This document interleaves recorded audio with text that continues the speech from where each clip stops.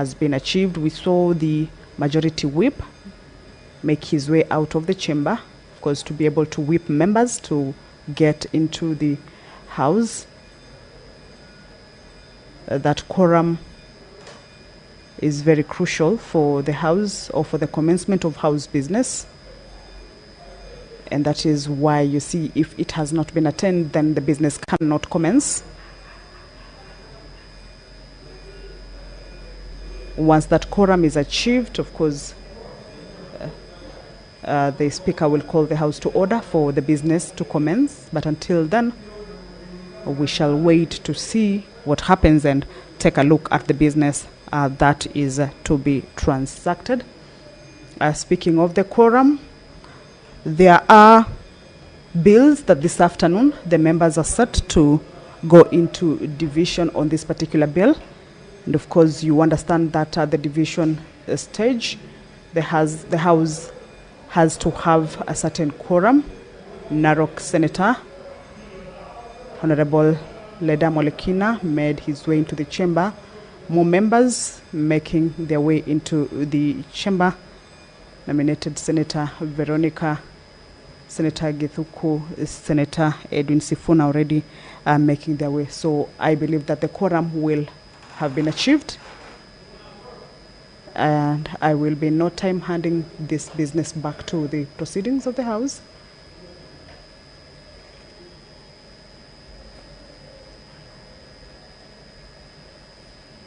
We're just waiting for that particular confirmation.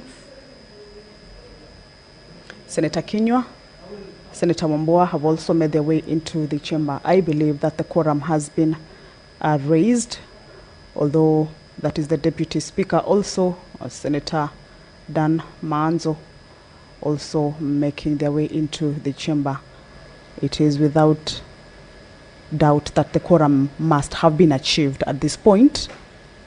So we are just waiting for the Speaker to confirm that, and then the business will commence.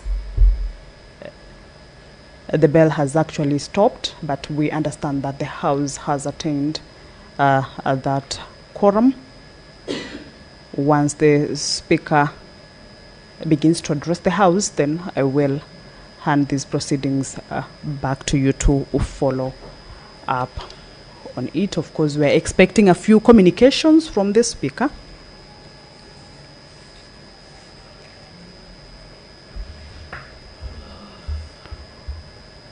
And we believe once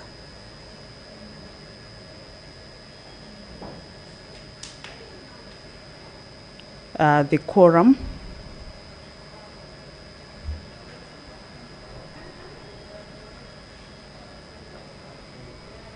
Senator Kavindu also has made her way into the chamber. Remember, that particular quorum that we believe has been raised will also enable the House continue on its other businesses, especially the bills that will be considered at the division stage.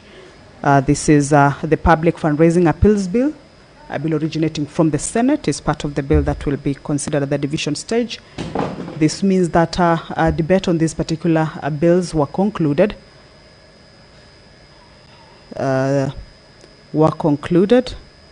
And also the Environment Laws Amendment Bill, a bill also originating from the Senate, will also be considered at the division stage.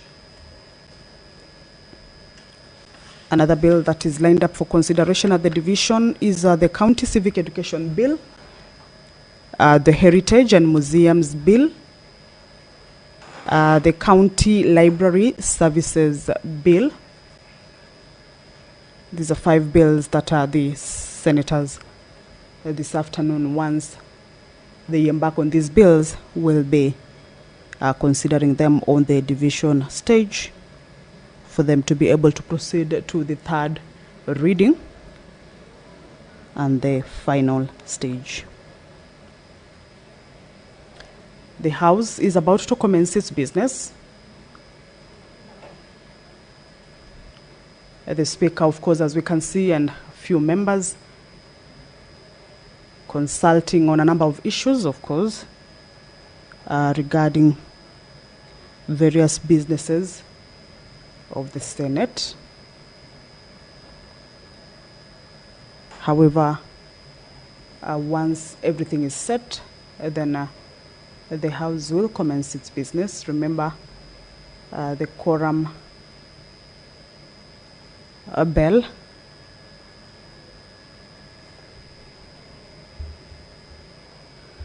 or rather the 10-minute quorum bell has now lapsed, but from the screens that are showing us the inside of the chamber is that we can see that at least members have may have raised that quorum. We may have at least the 15 senators. So once that consultation that we can see taking place between the Speaker and various members of the Senate, once that consultation is over, then of course the business will commence. Various motions also lined up for consideration. The report of the Mediation Committee on the Conflict of Interest Bill. This is a bill that is originating from the National Assembly. And this is a motion that will seek the House to adopt the report of the Mediation Committee. Allow me to hand you over to this live broadcast. The Speaker has put his mic on. He's about, of course, to address or start the business of the House. So I will hand this particular proceeding over to you. Good afternoon.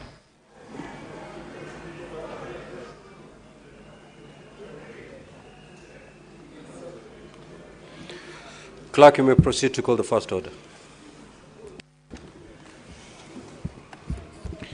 Order number 1, administration of oath.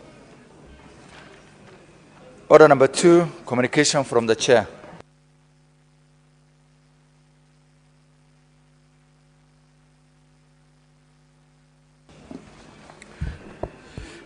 Now, honorable senators, I have a communication to make relating to the admission of Senator Gloria Oroba MP back into the Senate following the conclusion of our suspension.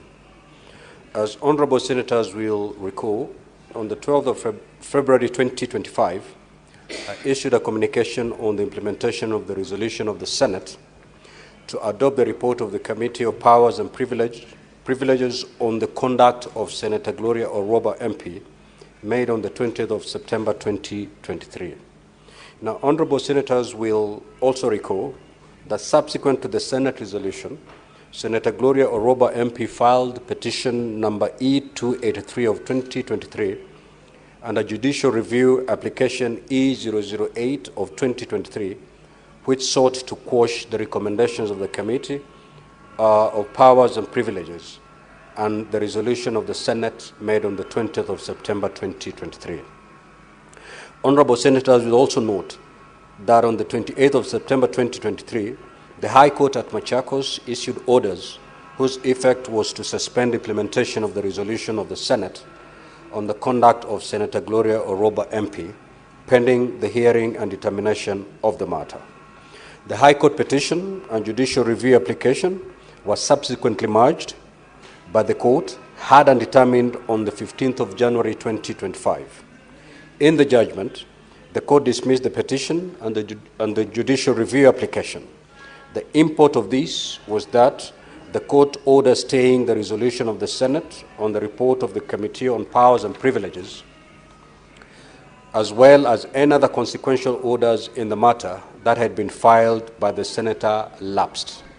Now, honorable senators, consequently, in the communication issued on the 12th of February 2025, and in accordance with section 15(7), as read together with paragraph 4 of the third schedule to the Parliamentary Powers and Privileges Act, I proceeded to enforce the resolution of the Senate on the report of the Committee on Powers and Privileges. In the communication, I informed the Senate that the 79 calendar day suspension that ought to be applied in the year 2023 will run from Wednesday 12th of February 2025 to Thursday, 1st of May 2025.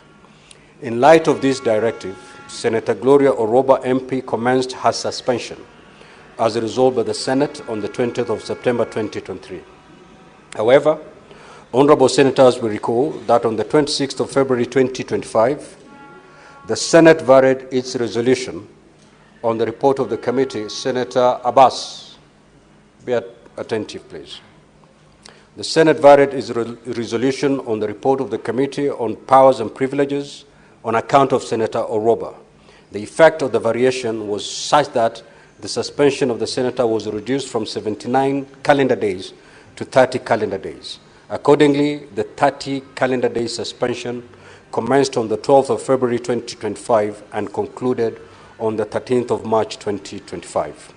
Now, honorable senators, in accordance with the resolutions passed on the 20th of September 2023 and on the 26th of February 2025, Senator Gloria Oroba is required to tender an apology to the Senate, honorable senators, the Clerk of the Senate, and the Secretariat of Parliament before being admitted to the Senate.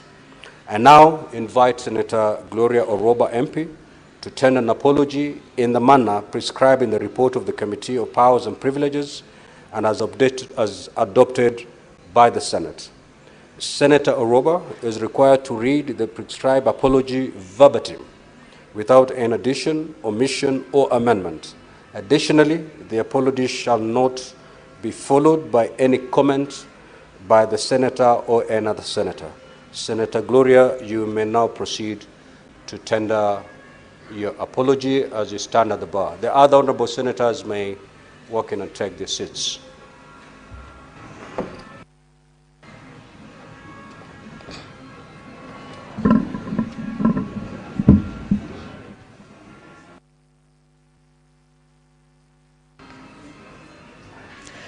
Mr. Speaker, I, Senator Gloria Oroba, hereby tender my unreserved apology to this Senate.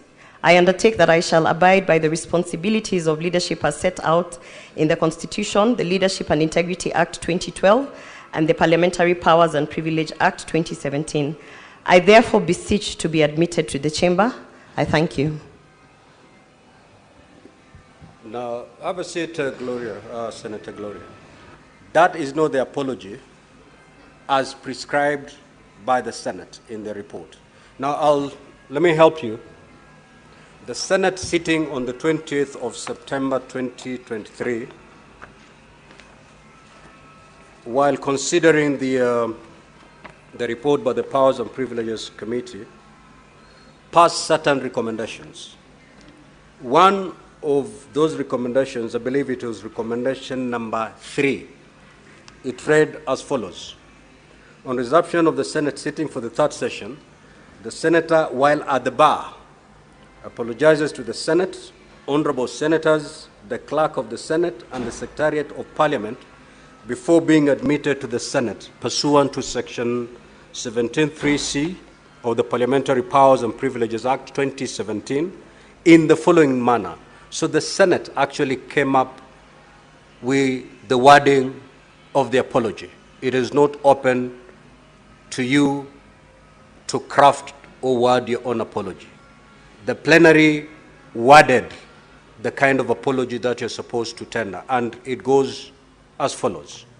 That I, Senator Gloria Oroba, hereby,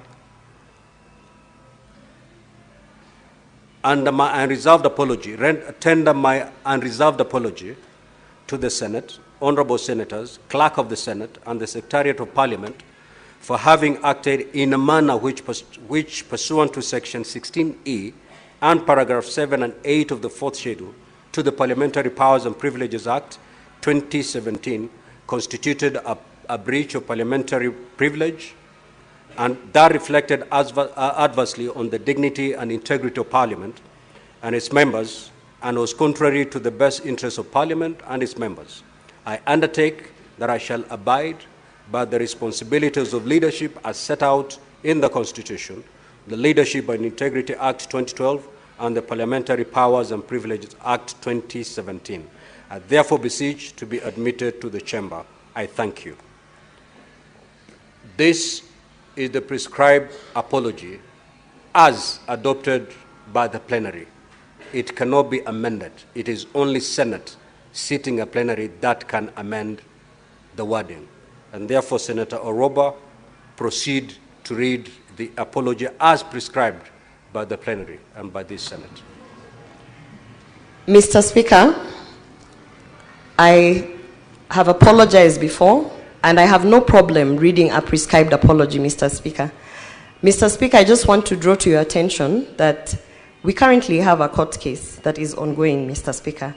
And I have been advised, Mr. Speaker, that the prescribed apology in the wording that it has been put, Mr. Speaker, I've been advised that it is self-incriminating and it undermines my right to a fair process with the current court proceeding that is there. Mr. Speaker, I have no problem apologizing to the House. I've apologized to the House. I continue to say that I apologize for my conduct. I continue to seek to my colleagues that I am sorry on the ways that I offended them.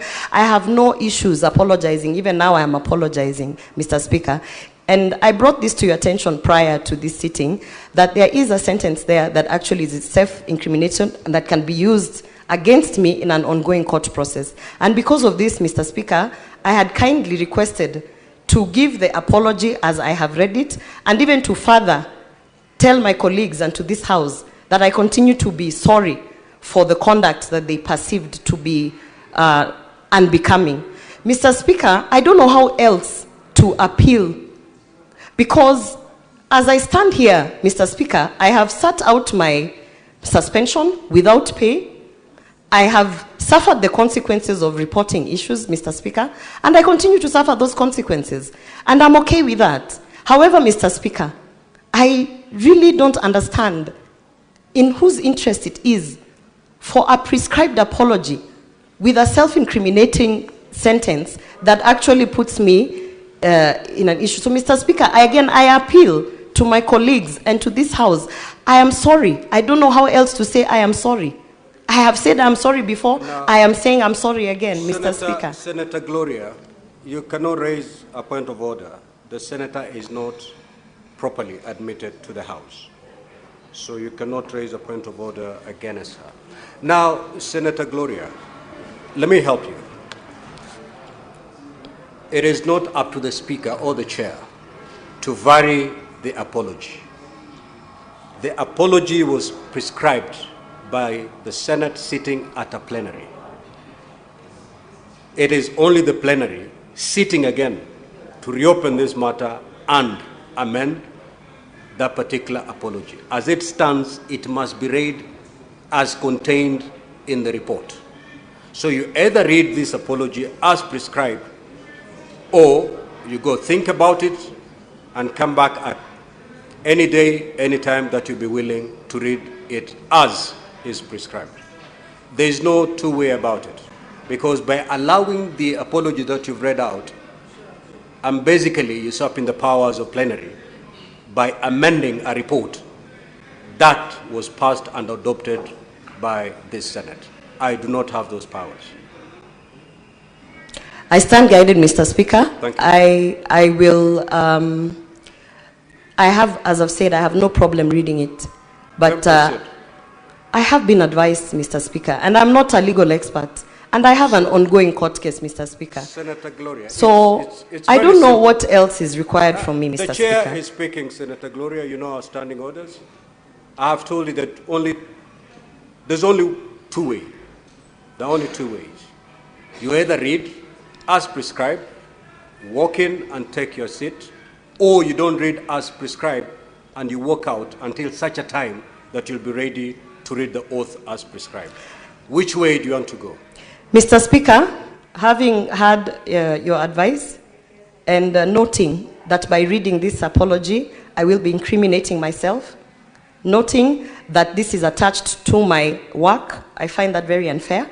Mr. Speaker, I stand by my dignity and I stand by where I am, and I have no option. Where you have left me, I have no option but to walk away from my duties, because I cannot read an incriminating statement on a matter that has not been investigated.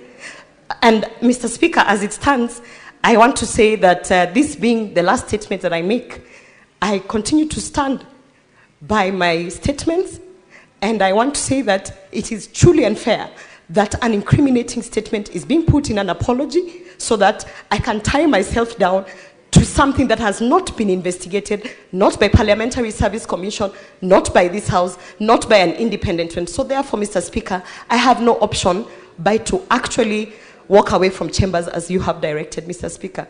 And having said that, I would also want to inform this House that it is happening to me now, but it is going to happen to you in the future. Because I am not fighting anyone. I am actually saying I reported a case, it has not been investigated, and the powers that be are actually influencing a process so that I can incriminate myself and therefore perjure myself in a court case that is ongoing. I find this very unfair, and this being the upper house, Mr. Speaker, I want to say that I'm disappointed, and I want to say that I am not going to trade a salary for something that has not been investigated. I can stay without the salary, I can stay without the position, Mr. Speaker, and I still continue to say it is unfair that someone who has reported a matter is being taken through this. Thank you, Mr. Speaker. Next order. Order number 3, messages.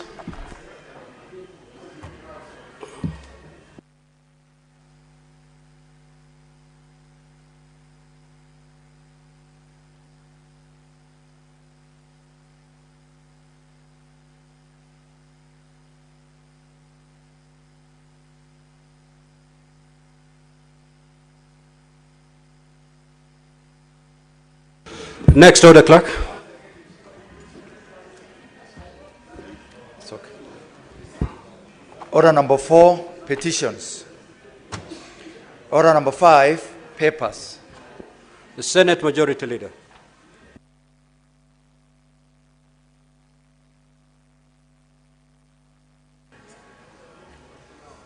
Mr. Speaker, sir, I beg to lay the following papers on the table of this Senate today, the 18th of March 2025, being 1, the Social Health Insurance Amendment Regulations, LECO Notice number 55 of 2025, 2, the Social Health Insurance Tariffs for Health Services, Regulations, Legal Notice number 56 of 2025, and finally, the report of the Office of the Control of Budget on the National Government Budget Implementation Review for the first 6 months of the financial year 2024-2025. I thank you. Next order.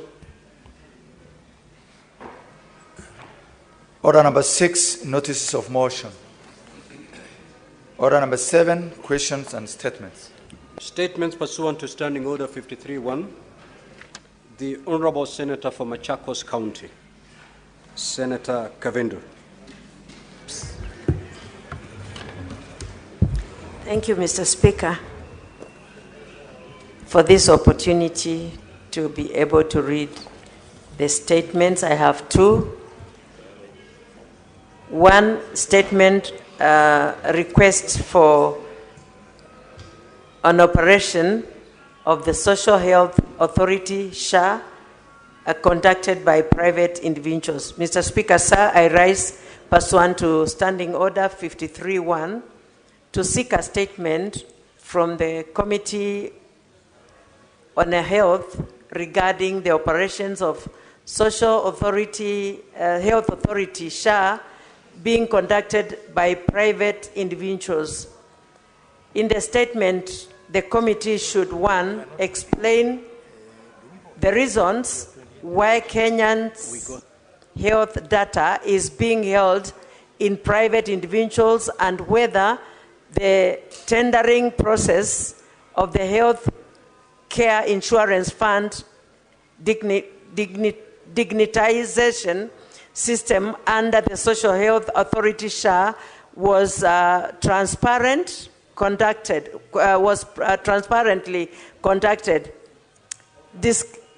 disclosing details of the award of the contract, the number of bids received, and criteria used in selecting the consortium awarded and costs of the award. 2, state the reasons for the non-disclosure A of the control charges fees of 2.5% on members' contributions, claims on health facilities of 5%, and track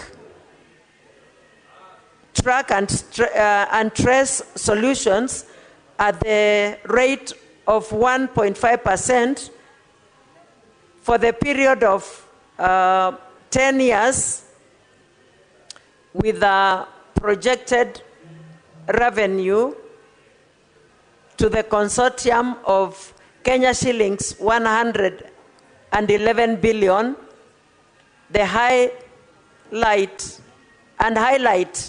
where the contract signed between the government and the consortium bars the government on any other person from employing alternative systems. B, the details of the signatories of the account and the contract agreement explaining why is transfers monies, transfers of funds. Mr. Speaker, I can't concentrate on my, because of this meeting here. Senators, may the good senator be heard in silence. Thank you, Mr. Speaker. I'll repeat A and B. Of the control charges of 2.5 on members' contributions, claim on health facilities of 5%, and track and trace solutions at a rate of 1.5% for a period of 10 years with the projected revenue of the consortium of 111 billion, and highlight why the contract signed between the government and the consortium bars the government or any other person from employing alternative system. B, of the details of the signatories of the account in the contract agreement explaining why there is transfer of funds to the escrow account on a daily, weekly basis. C, in the contract agreement of the Kenya shillings 7 billion set aside for training, support, and customer education. The number of health workers to be trained on the system and mode of training that led to arriving at the said cost. 3, explain why the contract signed requires that dispute arising be resolved by arbitration under the rules of the London Court of International Arbitration, contrary to the provisions of Public Procurement Administrative Reviews Board, PPARB, and the Public Procurement and Disposal Act. And 4, provide reasons for the non-accessibility by the Controller of Budget to the Social Health Authority SHA funds and its operations outside the consolidated fund. Senator Agnes Kavindu Mudhama, Senator Machakos County. I have another statement, Mr. Speaker, so I'll read. The statement request on statement on lack of prioritization and wastage of public resources in Machakos County. Mr. Speaker, sir, I rise pursuant to Standing Order 53-1 to seek a statement from the Standing Committee of Finance and Budget regarding the lack of prioritization and wastage of public resources in Machakos County. Mr. Speaker, sir, the Office of the Controller of Budget in the report on the county government's budget implementation reviews for the first half of the financial year 2024-2025 reported a disturbing and disputant expenditure of the whoing Kenya shillings 372.91 million in domestic and foreign travels by the Machakos County government officials. In the statement, the committee should address the following. 1, provide details on all domestic foreign travels projected and undertaken by the Machakos County government officials for the financial year 2022-2023 and 2023-2024 and 2024-2025, the criteria used in prioritizing the travels budgetary allocation and the costs benefits analysis for each of the travels. 2, explain whether there was transparency and accountability in the budgetary allocation and expenditure in accordance with the principles of public finance management. 3,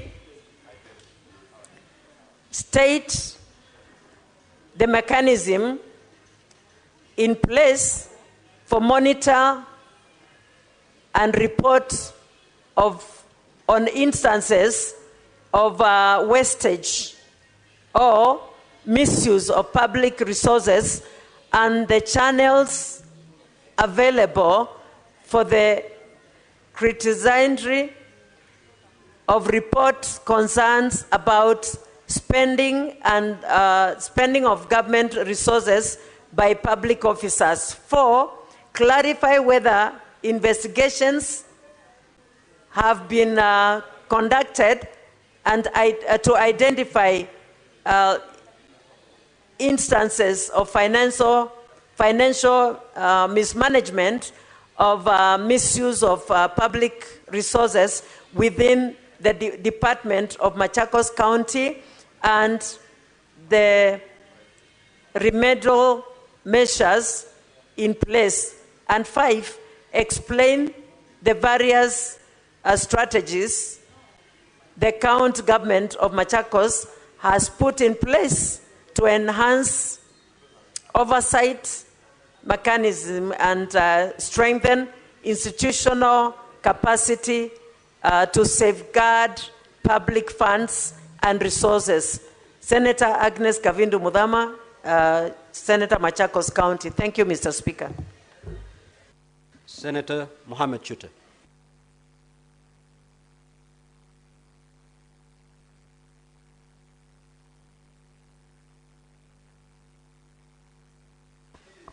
Thank you very much, Honorable Speaker. If you'll allow me, I have 3 statements to read.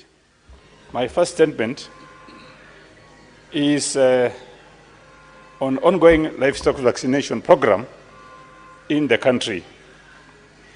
Mr. Speaker, sir, I rise pursuant to Standing Order 53-1 to seek a statement from the Standing Committee on Agriculture, Livestock and Fisheries regarding the ongoing livestock vaccination program in the country.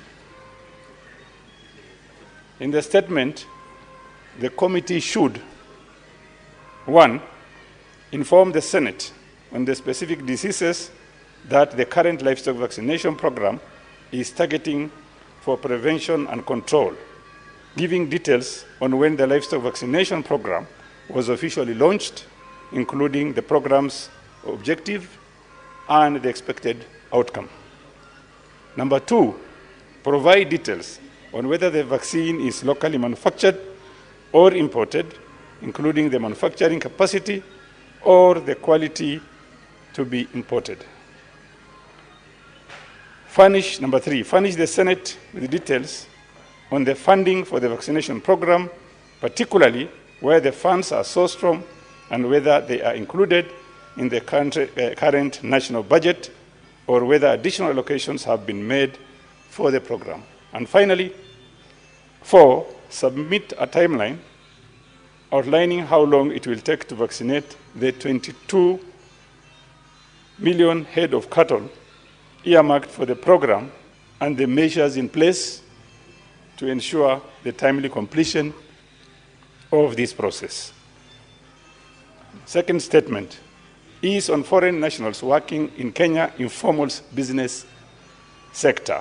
As Speaker, sir, I rise pursuant to Standing Order 53.1 to seek a statement from the Standing Committee on National Security, Defense and Foreign Relations regarding foreign nationals working in Kenya informal business sector. So, Speaker, sir, there is an increase in the number of foreign nationals working in Kenya informally.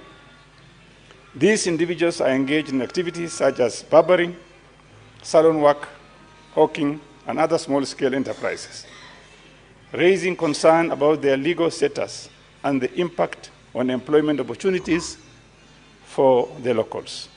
In the statement, the committee should address the following. 1, explain the sudden proliferation of foreign nationals engaging in informal business activities in Kenya and whether these aliens, this aligns with existing labor and immigration policies.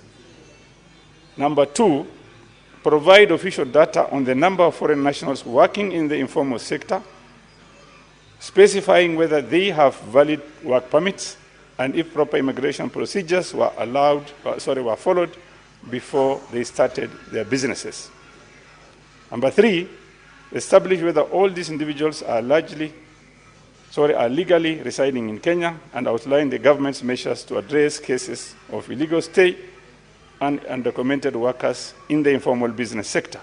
And finally, number 4, explain any steps the government is taking to regulate and monitor this category of foreign workers to ensure they comply with the licensing, taxation, and labor laws, and clarify any measures in place to protect job opportunities for Kenyan citizens in the informal business sector. My final statement, Honorable Speaker, this is a construction on Korongo Road in Karen, Nairobi County. So, Speaker, sir, I rise pursuant to Standing Order 53.1 to seek a statement from the Standing Committee on Roads, Transportation and Housing regarding the construction of Korongo Road in Karen. Mr. Speaker, sir, Korongo Road, which spans about 1.1 kilometers, remains incomplete despite ongoing construction efforts. Although stones have been laid, the road, which falls under the jurisdiction of the Kenya Urban Roads Authority, remains unfinished, raising concern among residents on accessibility and infrastructure development in the area. In the statement, the committee should, 1, state the commencement date for the construction works on Korongo Road in Karen and provide an update on its completion status, including challenges encountered, reason for delays, and whether the construction is classified as an emergency repair project under the framework contract for emergency roads repair management. Number 2, outline plans by the State Department of Roads for upgrading the road to bitumen standards, specifying whether the project has been advertised for repair, if a tender has been awarded, and provide details of the contractor undertaking the works. Number 3, provide the total cost of project, including a breakdown of projected expenses and sources of funding allocated for its completion.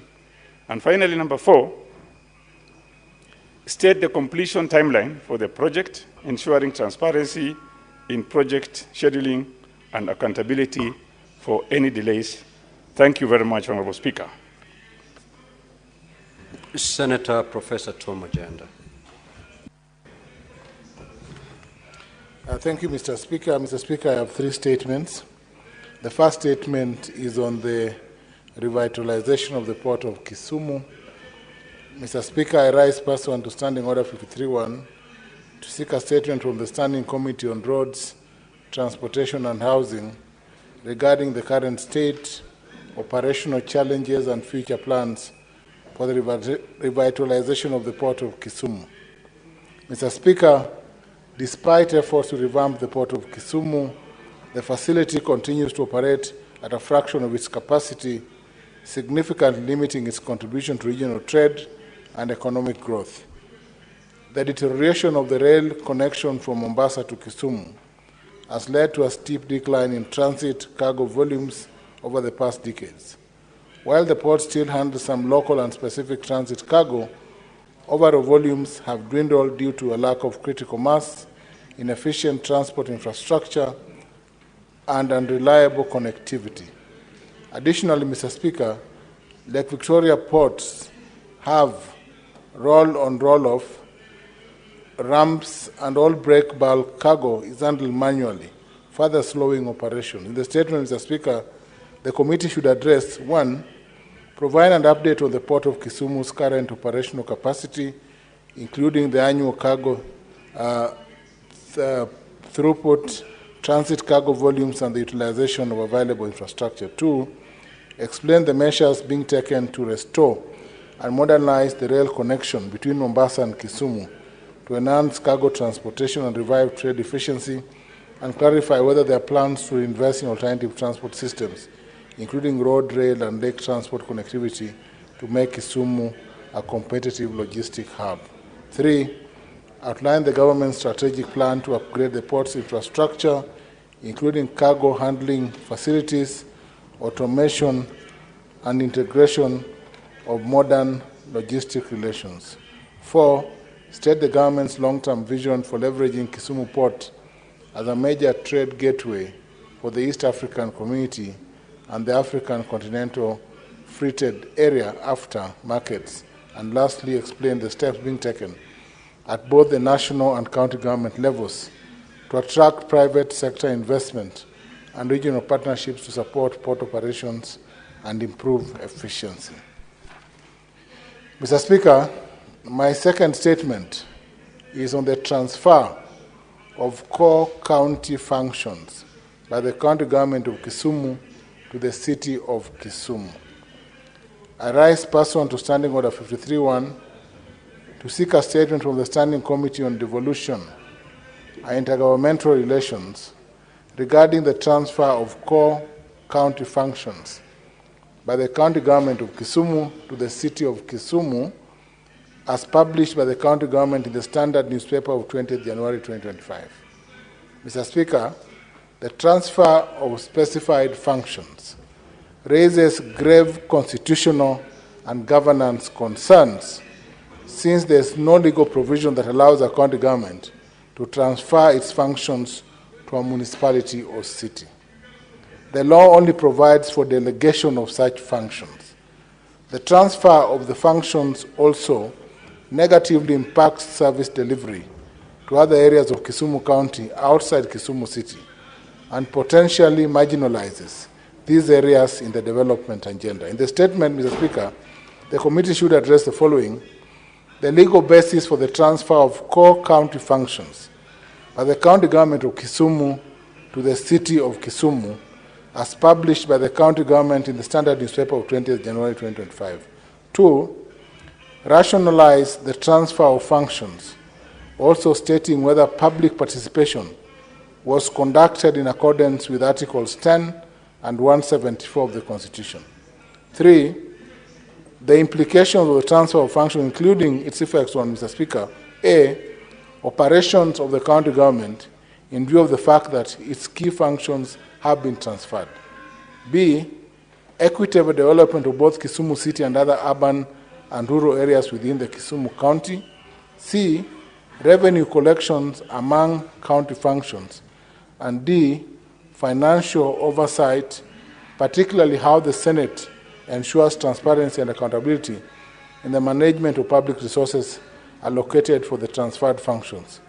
The fate of county staff previously engaged in undertaking the transferred functions, stating the measures that have been taken by being put in place to safeguard their livelihoods. Mr. Speaker, the last statement is on the state of rice farming in Kisumu County. Mr. Speaker, I rise pursuant to Standing Order 53-1 to seek a statement from the Standing Committee on Agriculture, Livestock and Fisheries regarding the state of rice farming in Kisumu County and the interventions by the Japan International Cooperation Agency, JICA, and the Government of Kenya, GOK, to support the sector. In the statement, the committee should, 1, provide a status update on the progress of the Ahero Irrigation Scheme Rehabilitation Project, detailing the scope of works, project timelines, and the utilization of the Kenya shillings 3 billion funding from JICA. 2, outline the objectives and achievements and challenges of the rice-based and market-oriented agriculture promotion project in Kisumu County, explaining the measures in place to address key issues affecting rice farmers, such as post-harvest losses, limited market access, and vulnerability to climate-related disasters like floods, while also highlighting any interventions aimed at improving productivity and resilience. 3, state the current rice production levels in Kisumu County, including the average yield per acre and the number of farmers benefiting from JICA and the Government of Kenya interventions, and provide details on any planned initiatives by JICA and GOK to further improve rice farming, enhance food security, and ensure long-term sustainability in the sector. And lastly, Mr. Speaker, indicate the initiatives undertaken by the Government of Kenya, or the County Government of Kisumu, to expand and modernize the Ahero and Rai irrigation schemes to increase rice production, providing details on planned infrastructure improvements, technological advancements, and timelines for implementation to ensure enhanced efficiency and productivity in rice farming. Thank you, Mr. Speaker. Thank you. Honorable Senators, before I allow comments on the requested statements, allow me to make the following communication. I would like to acknowledge the presence in the public gallery this afternoon, visiting students and teachers from Elite Friends Boys School, Kajiado County. The delegation comprises of 33 students and 3 teachers who are undertaking a study tour to the Senate. On behalf of the Senate, on my own behalf, I extend a warm welcome to the delegation and wish them all the very best during their visit. Again, I would like to acknowledge the presence in the public gallery this afternoon of visiting students and teachers from Chiboney Girls High School, Bomet County. The delegation comprises of 97 students and 6 teachers who are undertaking a study tour to the Senate. On behalf of the Senate, on my own behalf, I extend a warm welcome to the delegation and wish them the very best during their visit. I will allow the Senator for Kajiado County to extend a word of welcome to the delegation from Kajiado County, and also the Majority Whip to extend a word of welcome to the delegation from Bomet County, each to take not more than a minute. Thank you, Honorable Speaker, but I don't know, I've not really got the school. Which school is this? Honorable Speaker. Okay, thank you very much. Let me take this opportunity also to join you, Honorable Speaker, to congratulate and thank the school, the students, and the teachers from Kajiado. This is Senator Seki, Senator for Kajiado. I really want to appreciate you and thank you for finding time to be here today to join us together as Senate and as Parliament to learn more about Parliament, particularly the Senate, now that we are still on. The other House of National Assembly are on recess. And I want to thank you so much and welcome you to the Senate as you continue to learn I want to thank you so much, and as you go back home, you greet the parents and the teachers and the rest of the students, because I know you'll really learn a lot from the debate and what we have been talking all along, especially when you've now learned from the first message of the Speaker as he's opened this House. Thank you very much, Honorable Speaker, and I thank you.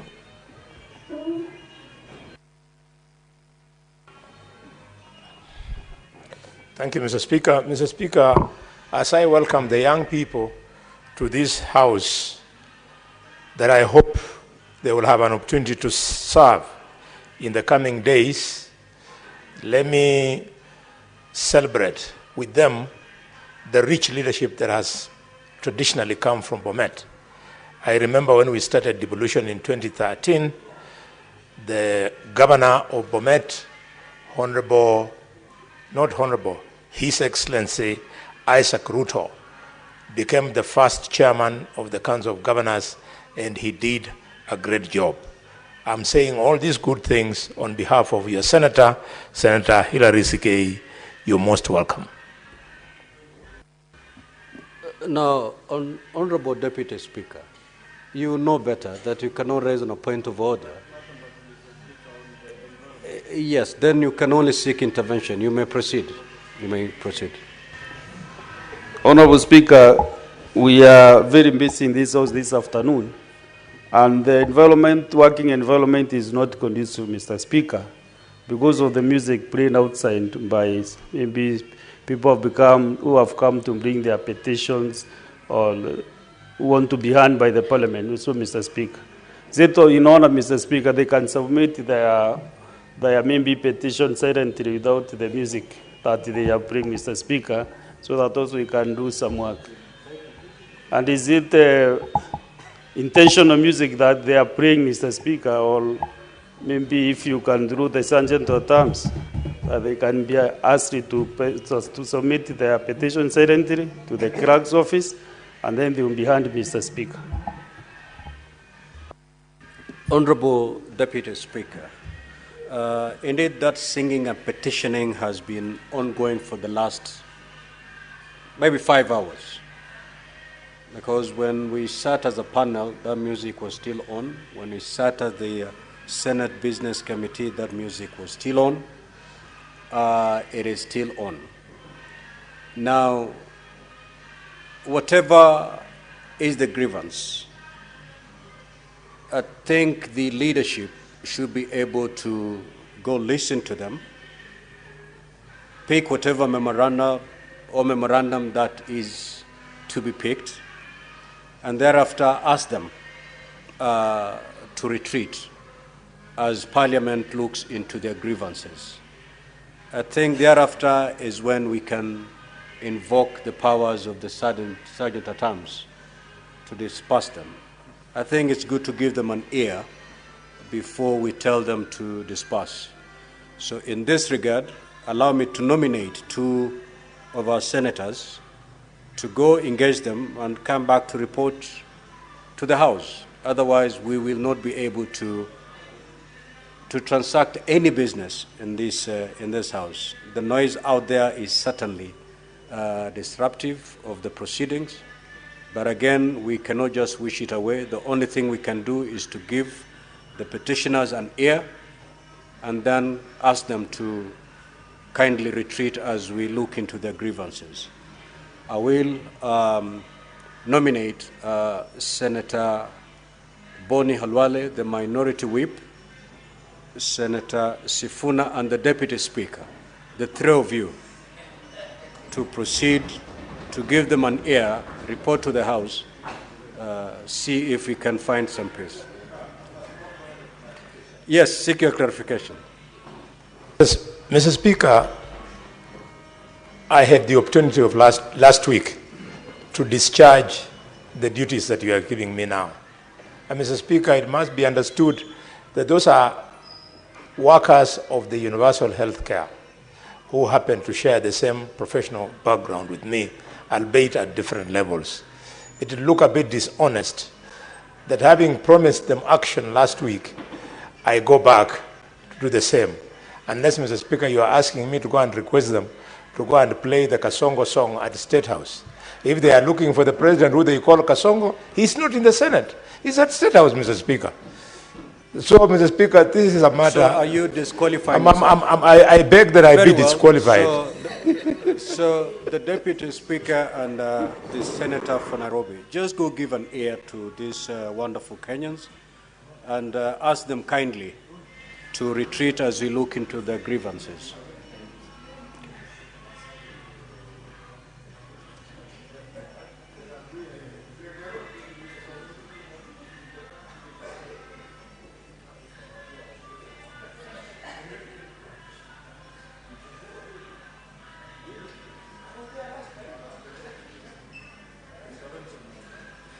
So we proceed to the comments on the statements that have been requested. Senator Beatrice Akinyi. Honorable Speaker, I thank you for granting me the opportunity to comment on the statements, and I want to add my voice to the comment by the Senator for Kisumu on the transfer of core county functions by the county government of Kisumu to the city of Kisumu. Honorable Speaker, the county government, the Urban Areas and Cities Act envisaged a situation where urban areas would be classified into either a city, a municipality, a town, or a market, Honorable Speaker. And I've seen the concerns raised by Senator Ojienda on transferring these functions. But, Honorable Speaker, the spirit of that, the Urban Areas and Cities Act, required that the urban areas would run with efficiency and effectiveness, have a business-like running, and the urban areas would be able to sustain themselves, Honorable Speaker. The urban areas management would only ensure that this happens if they are performing certain functions, Honorable Speaker. Some of these functions are not limited to urban-specific services like provision of water, management of fire stations in the towns, the management of the sewerage systems to be specifically managed both waste, liquid and solid waste services, Honorable Speaker. The municipalities and cities should be able to ensure that the urban areas have street lights, the urban areas are able to build access roads within the cities. And Honorable Speaker, this can only be possible if they are managing certain budgets that are consistent with those services, Honorable Speaker. So, Honorable Speaker, I do not know to what extent these services have been transferred, but Honorable Speaker, the cities or the urban areas have even a management system where they have boards that are running these cities, and those boards are structured in a way in which they have a chair, they have board members, they have a CEO that is running the city, referred to as the city manager. Honorable Speaker, it means that these boards have to run a system. They have to run services within the cities. Honorable Speaker, this would ensure that the cities are managed well, that they are able to service the city dwellers as consistent with their establishment. And so, Honorable Speaker, they have to run budgets that are allocated to them as a different sector within the county government allocations, Honorable Speaker. Honorable Speaker, it means then that they must have functions which they are performing as boards, for which they are established and for which the people within the cities and the urban dwellers have expectations, Honorable Speaker. I therefore support the fact that they must have functions, they must have budgets to run these functions, and the cities and all the urban areas must run efficiently and effectively. I therefore want to say, Honorable Speaker, that there must be services that this city, the city management is performing. I only need to understand that in which way did they maybe transfer these functions and procedurally.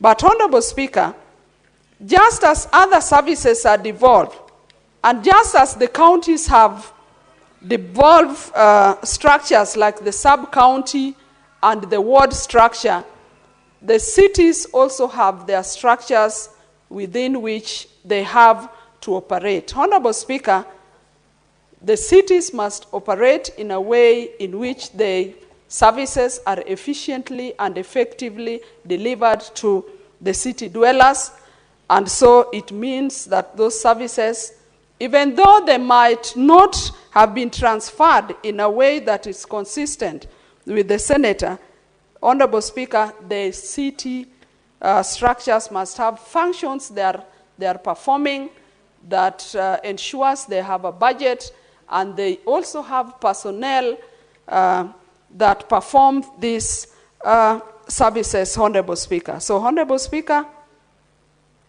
I want to say that I support the transfer of the services if there are services that have been transferred within the law, because how else would the services be done if they do not have them? Honorable Speaker, that is my comment. Thank you, Honorable Speaker. Senator Mungatana. Asante Bwana Spika kwa kunipa nafasi hii. Na mimi nitoe maoni kuhusu chanjo za mifugo. Sisi watu wa Tana River, Bwana Spika, tumekuwa na wasiwasi kwa sababu tangu chanjo hizo zilipotangazwa na serikali kuu kumeingia mushkil. Wengine wanasema ziko na shida, wengine wanasema ziko sawa. Tungependa kamati waangalie na waseme kwa kikamilifu ya kwamba hizi chanjo ni safi na zitatusaidia na sisi pamoja na mifugo wetu. Pili, wakiwa wanaangalia swala hili, pia tueleze ni pesa ngapi ambazo zinatumika kwa program hii ya serikali, na je, hii pesa ni serikali ya Kenya, government of Kenya, ama ni pesa ambayo inatoka kwa wafadhili ama donors. Ya tatu na ya mwisho, wakiwa wanaangalia hili swala la chanjo, je, ni budget ya pesa ngapi ambayo county ya Tana River nao wameweka kwa ajili ya kuchanja mifugo wetu wakati huu, haswa wakati huu ambao inaenda msimu wa mvua. Bwana Spika, ningependa sana kamati waangalie ili tujue ukweli wa haya mambo. Watu wanataka kujua, Bwana Spika, ukweli kabisa, na ikiwezekana kamati iwaongeleshe wanasayansi wanaohusika na mambo haya, kwa sababu kuna siasa ambayo imeingizwa na wale ambao wanahusika na mambo ya mifugo wengine wameingia wasiwasi. Asante sana Bwana Spika. Senator Chimera.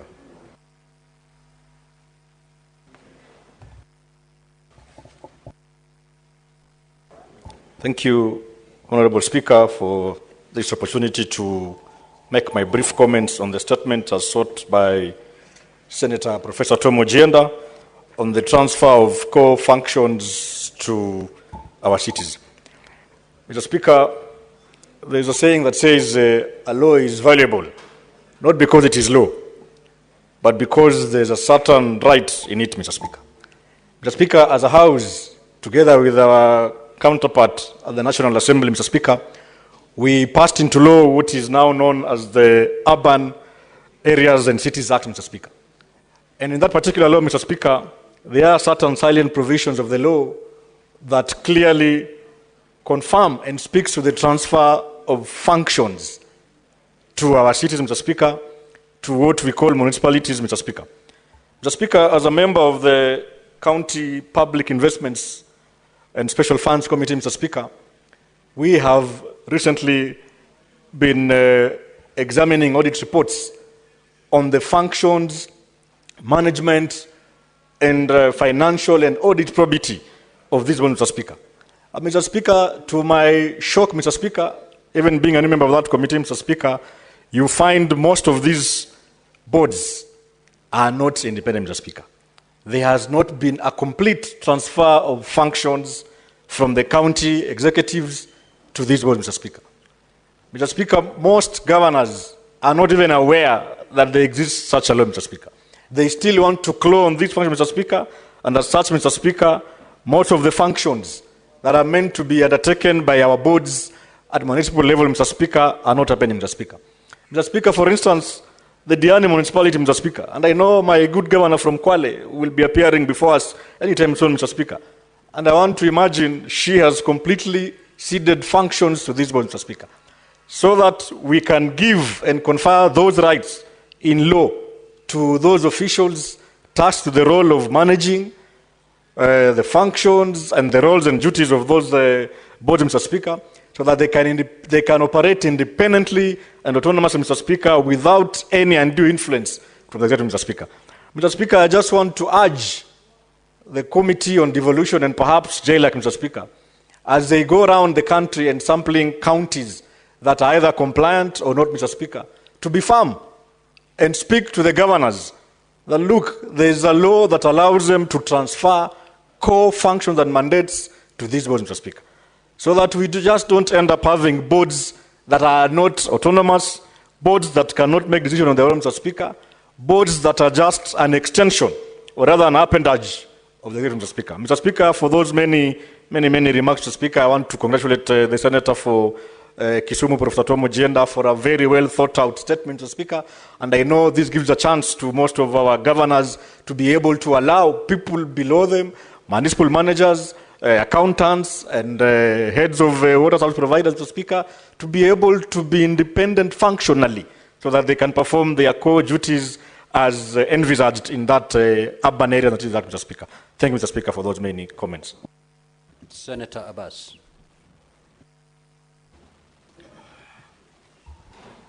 Thank you, Honorable Speaker. Honorable Speaker, I want to contribute to a livestock vaccination campaign by Honorable Senator Shute. Honorable Speaker, livestock campaign or vaccination has been a common trend in this country. It's annually done, and has been going on for many years. And I think it's a routine thing that has been done always by the Ministry of Livestock, Agriculture and Livestock. However, this particular one has caused a lot of interest and a lot of concern among the livestock farmers. Honorable Speaker, there are two issues that cause these concerns. One is that there was a clip that was going on around the social media where somebody by the name Bill Gates was talking on how to control animal fatting. So we're wondering if this is an AI, artificial intelligence issue, or the fact where animals are they're saying that livestock emits a lot of gas, and it is actually causing global warming, which is a very unfortunate situation.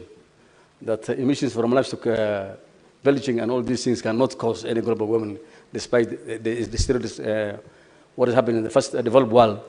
There are many industries that are emitting a lot of gas, and but I was surprising.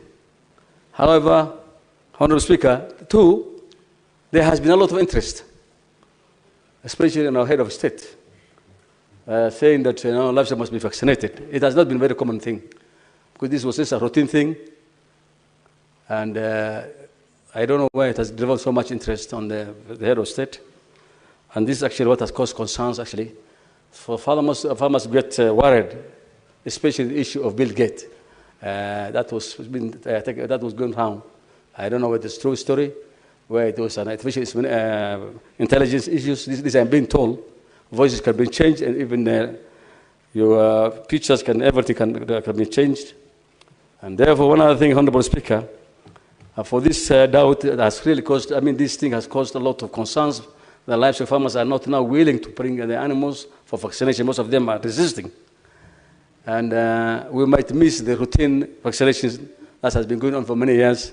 And it's very necessary to have the routine animal vaccination so as we can be able to control diseases for the purpose. It's a routine thing because there is something called the OAE that safeguards internationally that animals must be vaccinated, for animals to be transported, for animals to be sold, animals to be exported to other countries. And therefore, this is actually a statement has come timely that we need to get from the Ministry of Livestock the right position of this vaccination campaign. Thank you, Mr. Speaker, and I support. Senator Seki. Thank you. Thank you very much, Honorable Speaker. I also want to support the statement from Honorable Senator Chute on the livestock vaccination program that is there in the country at the moment. Honorable Speaker, it is coming in a very right time when we overheard as livestock farmers or counties that have livestock in our counties, that the country has pronounced itself, even the government has pronounced itself to vaccinate livestock all over the country. Honorable Speaker, this statement is specifically looking at the kind of diseases, or even want to know the kind of diseases or the type of disease that this vaccination will be carried or even will be done within the specific period. Honorable Speaker, we are yet to know what kind of vaccination is this, because as livestock farmers, we've not been told the kind of vaccination that the government is trying to vaccinate our cows and animals. And you know very well that, Honorable Speaker, farmers usually have a variety of vaccinations, and we usually have vaccinations according to the time to time. Honorable Speaker, this vaccination is something that we want to really to be clear and to be told as farmers. I know very well that the issue of budget has been requested in the statement, because we are yet to know what kind of a budget has been put in place to vaccinate animals. Yet we don't see in the national budget last year or even the year before. So we want to know exactly this statement will tell us, or even the ministry will give farmers as to where are they getting the budget to vaccinate animals. Honorable Speaker, the other thing is that we really need to know and have a concern on the issue of government, national government taking or even usurping the functions of county governments without a proper consultation, because this is a fully devolved function to county governments. And as a Senate, we are here to protect the interest of counties. Honorable Speaker, the other thing that will be very interesting to see the statement will try to solve or even to bring is the issue of the approvals of national veterinary boards, if they have really approved this kind of a vaccination for our animals. Honorable Speaker, I also want to take an opportunity to add my voice also to the statement from Honorable Senator for Kisumu, Professor Ojienda. This statement talk about the functions, the transfer of functions to municipalities or even to cities. I want really to echo what the professor has said, but we are looking forward to see if the counties have devolved all the function to the cities. But I think we need to have, or even to support the spirit of devolution by devolving more functions to the local, to the lowest level of counties. So I think if the county government has transferred functions to cities and municipalities within its county, I think that is the proper way on how it should be, because we are looking at the counties trying to usurp and get almost everything within themselves, and even not devolving their functions to the lowest level, so that the services reach to the local mwananchi. So thank you very much, Honorable Speaker. I support also. Yeah, Senator Fomeru, what is your intervention? Honorable Speaker, thank you very much indeed. Honorable Speaker, a few minutes I'm going to disperse myself and the senator representing Nairobi County to listen to our brothers and sisters, the Kenya medical practitioners, pharmacists and dentists union. Mr. Speaker, we went there and we have received their petitions. One on the petition by Kenya medical practitioners, pharmacists and dentists union on the non-compliance with the collective bargaining agreement and non-compliance of social health authority, 2.7% deductions to one's public health insurance coverage. And another, Honorable Speaker, a petition on unfair terms of service and in delay in absorption of the 8,571 health workers under Universal Health Coverage USC contract. So, Honorable Speaker, we did what you sent us to do, and they have agreed that we look for a way forward, which I will request my what can I call him? My colleague, Senator for Nairobi, to give the way forward, because we have proposed something with them, so that also it can look like a serious House, Honorable Speaker. Yeah, thank you so much, Speaker. Thank you, Honorable Speaker. And first of all, I thank you for the confidence in both the Senator of Meru and myself to be able to execute that duty that you have sent on behalf of the House. Indeed, we have had a conversation with members of the Kenya Medical Practitioners and Dentists Union, and also UHC workers from across the country, Honorable Speaker.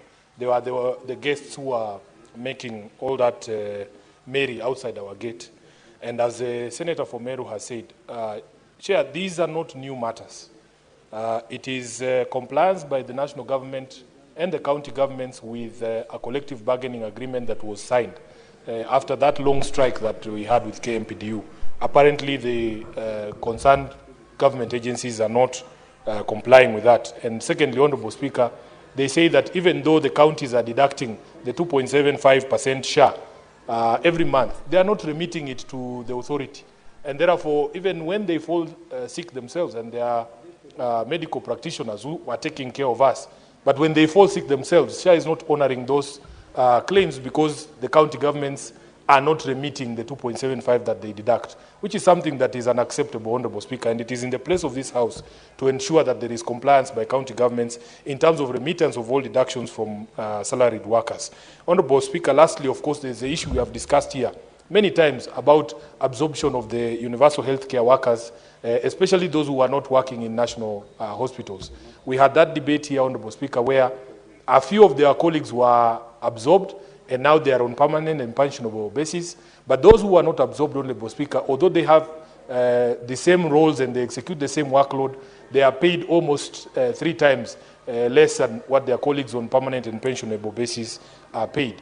So our suggestion to them, Honorable Speaker, and they have agreed, and we want to beseech this House so that we deal with this issue with the sort of dignity that it requires. We cannot have our medical practitioners on the streets out there. We have invited them, and I hope that you will agree to this, Honorable Speaker, to a meeting that will happen with the Committee on Health of this House, and we have proposed that we invite the Chair of the Council of Governors or a representative of the Council of Governors, together with the Cabinet Secretary responsible for health, and we will provide the necessary environment for all these issues to be ironed out in a manner that will leave everybody satisfied on the challenges that the government is facing, on the CBA and all these other issues of absorption of UHC workers. And from then on, Honorable Speaker, we can at least see light at the end of the tunnel. So I'm hoping that the Senate adopts that proposal that we have made together with my colleague from Meru as a way forward for this particular matter. I thank you, Honorable Speaker. Thank you so much, Honorable Deputy Speaker and the Senator for Nairobi. Now, Honorable Senators, don't get irritated when Kenyans come petitioning this House. In fact, it goes to prove one thing, the trust and confidence they have in you as a leadership. And therefore, whenever these things happen, it's good to give these people a shoulder to lean on, listen to them, and as a leadership, let's seek for solutions that will address their problems. Now, having listened to the Deputy Speaker and the Senator for Nairobi, I do direct the Secretariat through the clerk that a meeting be caused between the Health Committee, COG, and the CS Health to discuss this matter. And that meeting should be called as soon as possible. We know we are going on recess on Thursday. If that can be done within the first week of the recess, so that we get to the bottom of this and offer solutions. I wouldn't want to be the speaker who presided over public relations with such heavy matters. Those workers who've petitioned Parliament, they're living with a lot of hope that some solutions will be found by this House. Let us not let them down. So let that meeting happen. They will, of course, be attending that particular meeting. And I believe if all the stakeholders are brought on the same table, we should be able to fashion a wonderful way forward. Yes, Honorable Senator. Thank you for that direction, Chair. My last request is that you allow me to table the petitions that we have received. Thank you, Honorable Speaker. That will be the basis of that meeting. Thank you. Thank you. Thank you. Senator Ledama.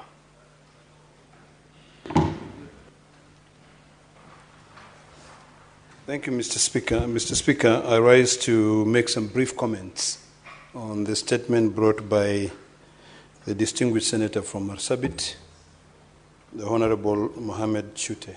Mr. Speaker, this issue of vaccines is something which is very dear to some of us. It is a big lesson that all of us must learn, that whenever you plan for anything, you must be able to get the buy-in of the professionals. There was a lot of hula-baloo, including even myself, saying clearly that my cows will not be vaccinated. You'll excuse my speech today because I have a small disability in my mouth, but I'll attempt to maybe put my message across. The issue of vaccine is something which is very, very important. And what we've learned during the entire exercise, although I can still stand here very strongly and say I never allowed my cows to be vaccinated, there was a huge disconnect between the DVS and the county government in regards to passing the information on the vaccines which were coming out, mostly which were FMD. Mr. Speaker, this House has been set up to defend devolution. And when you see that there's a function that is supposed to be carried out by the county government, but the national government is the one which is raising so much hula-baloos on it, then we in this House must be very, very careful so that we do not lose our functions, especially for our county governments. It is imperative, Mr. Speaker, that Dr. Alan Nasangele, who is the DVS, come before the Agricultural Committee to be able to provide full information on the FMD vaccines. I remember one day I was having a conversation with the Cabinet Secretary, the new Cabinet Secretary for Agriculture, and he said something which was very important to me. He said that if these drugs or these vaccines are to be imported, there has to be a demonstration that from the country which they are being imported from, they are being used by those animals. Later on, when I continued talking to him, he insisted that these vaccines are produced locally, they are manufactured locally by Kevivapi. So it is important that our county governments, very, very important, that our county government develop extension workers who can then be able to educate livestock farmers on on the policy of the Ministry of Agriculture when it comes to the issue of vaccination, and also on the kind of vaccines which were being carried out. I inquired heavily on this matter, and this is why I'm so passionate about the issue of livestock. And I was told that the type of vaccines which were going to be rolled out were two of them. One is FMD, and the other one was a PPR, which was mostly for the sheep and goat. The problem, and this is where we go wrong in this country, the problem is lack of communication, proper communication, such that you don't get a buy-in from the professionals. So I appreciate Senator Chute for raising this matter, so that we can be clear. If indeed Kevivapi are the ones who produce these vaccines, it will be important for the Health Committee to be able to go in to Kevivapi facilities, see the entire process. Because, Mr. Speaker, there's a lot which is being discussed worldwide about the issue of vaccines. When you hear Bill Gates saying that these cows need to be vaccinated so that they stop fatting, it worries us. So really, for us, it is imperative that we're educated. And now, our county government must take their role seriously. Earlier on, Mr. Speaker, we're in the Health Committee, and we're looking at the budget of the Health Committee. And when we're going through the budget of the Ministry of Health, you realize that there's a presidential directive that has directed the Ministry of Health to be able to build sub-county health centers. When you look at the Schedule 4 of the Constitution, that is a function for county governments.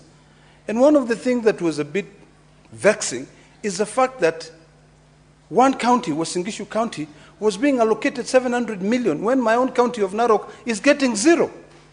So really, we just have to very selfishly guard devolution and protect devolution. So this issue of vaccine, Mr. Speaker, it is something that the Council of Governors should have taken over. Because even if the DVS is the one that coordinates, but the implementation is carried out by the county councils, by the county governments. So when farmers are saying, what is happening? And even us who are their ombudspersons cannot be able to tell them that this is what is going on, then our communication leads a lot to be desired and must change.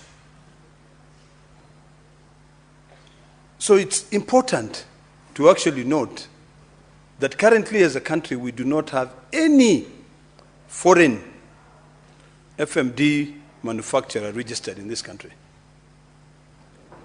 So if indeed we are dealing with the issue of FMD, we now have to dwell deeper into the issues of the borders. Because if we take care of our cows in country, what about the cows and sheep and goat that come from our neighboring country, Somalia? What about the cows and sheep and goat that come from Ethiopia? What about the ones that come from Tanzania? So these are things that all of us must really be alive to. So I hope that when the Committee on Agriculture is going to be investigating the issues that Senator Chuta has raised here, it can actually visit Kevivapi.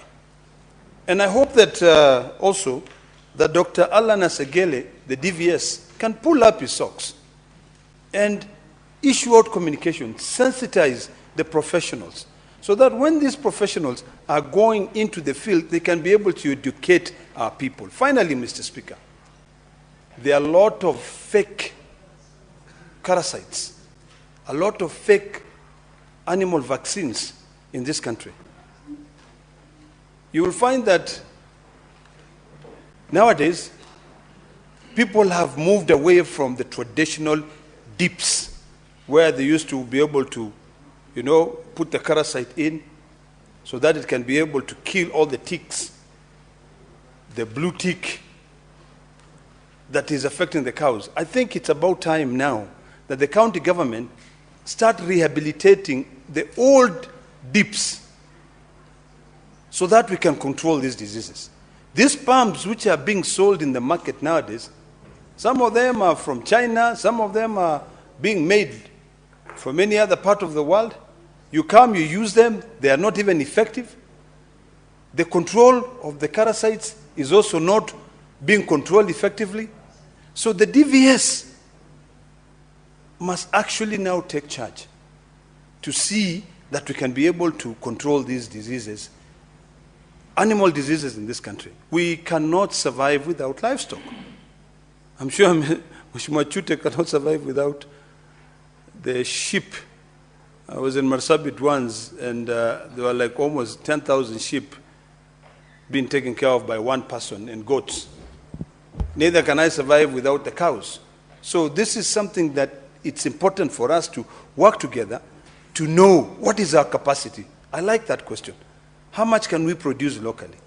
And since this is a function of county governments, can we then now talk to Kevivapi to be able to set up stations across the counties so that even it can be able to buy in and get the approval from the farmers. So this is a very good statement, quite timely, and I hope that all of us, including myself, when we get the report from the Committee of Agriculture, we can be convinced maybe to accept for our cows to be vaccinated. I thank you, Mr. Speaker. Senator Veronica Ndwati. Thank you, Honorable Speaker. I rise to support the statement that has been brought to this House by Senator Mohamed Said Chute, the Senator for Marsabit County, on the foreign nationals working in Kenya's informal business sector. Honorable Speaker, at the very onset, it's important to note that Kenya has an open visa issuance system where it has encouraged many visitors from across different countries, from the neighborhood, from within the African continent to visit our nation. However, Honorable Speaker, the number of foreign nationals that are working in the informal business sector has fundamentally increased.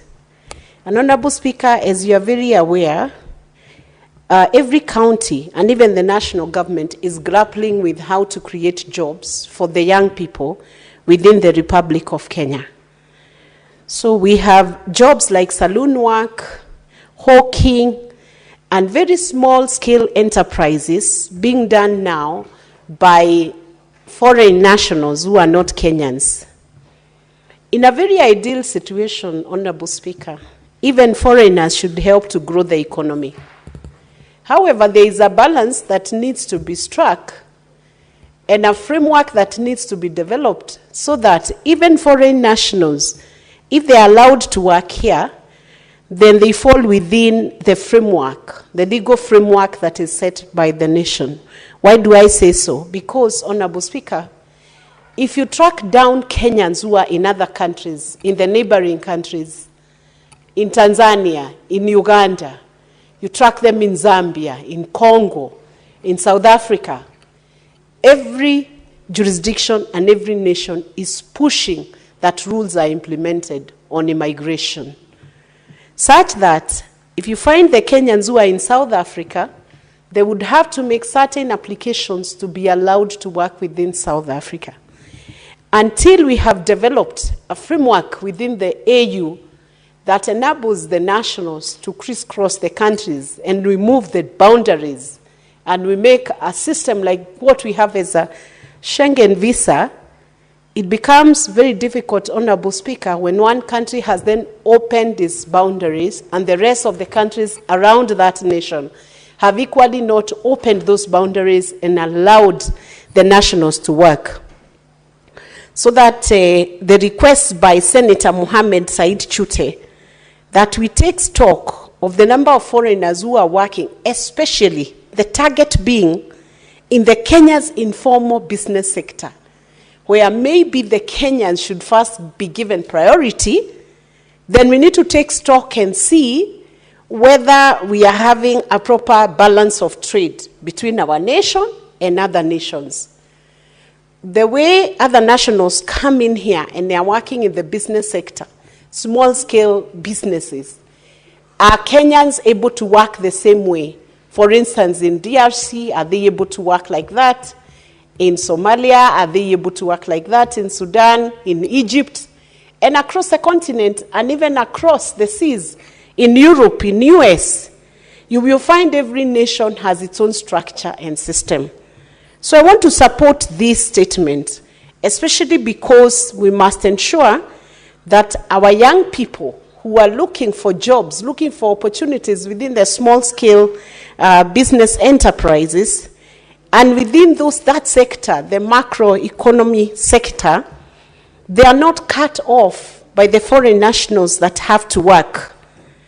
So I support this statement that the minister or the cabinet secretary should come and account to the House on the number of foreign nationals who could be working within Kenya and the existing labor and immigration policies that need to be implemented, and that data should now be considered with the Kenyans who are working abroad to see whether we are getting complementarity in terms of application of the immigration laws and policies. So, Honorable Speaker, I support this, and I also support that every foreigner who's working in Kenya must definitely do so when they are licensed within the special sectors that they should be working in, and that even the taxation is able to net the benefit that they are receiving from the Kenyan economy goes back to equally support the infrastructure within which they are trading. What is the taxation regime that is being applied to the foreign nationals when they are earning in Kenya? And are they keeping to the labor laws? Or are they using the visitor's visa to work, gainfully earn money from Kenya, and go back to the other countries without maybe even paying the taxes that are required to be paid within Kenya? So I support this, and I hope that once this token audit is taken by the CS and a report is presented to this House by the committee, the Standing Committee on National Security, Defense and Foreign Relations, I would also have hoped that the Standing Committee on Trade is involved in this matter. Once this report is brought to Parliament or to Senate, then we'll be able to tell whether we have extinguished opportunities that should be due to the young people in Kenya, or whether the foreign nationals are working within the framework that is provided within the Republic of Kenya. Thank you, Honorable Speaker. Senator Andrew Mtata. Thank you, Mr. Speaker, sir, for the opportunity. I'll begin by commenting on the statement regarding the vaccination, or the much hyped vaccination of animals. Clearly, we're dealing with something that was not ordinary and normal. Vaccination of animals has not been a new thing in this country. Animals are vaccinated and are usually handled by departments. But a nationwide, one-time vaccination of animals has never happened in this country, unless where we have got quarantines. And the quarantines are not new. Towns like Karatina are a corruption of the word quarantine, because they used to be major quarantine centers. And so, when we came up in this particular state, I would like the statement to really get out of where we are being persuaded to go, and tell us what was the emergency that required the head of state to personally take up and run with this particular vaccination program. What were the intentions? What were the expected outcomes? Because it was totally out of the ordinary. We shall have periodic vaccinations when there are outbreaks of diseases and what have you. But I cannot recollect a day when there was vaccination driven from State House. So that vaccination from State House is the elephant in the room, not just the question that we are whether or not animals will be vaccinated.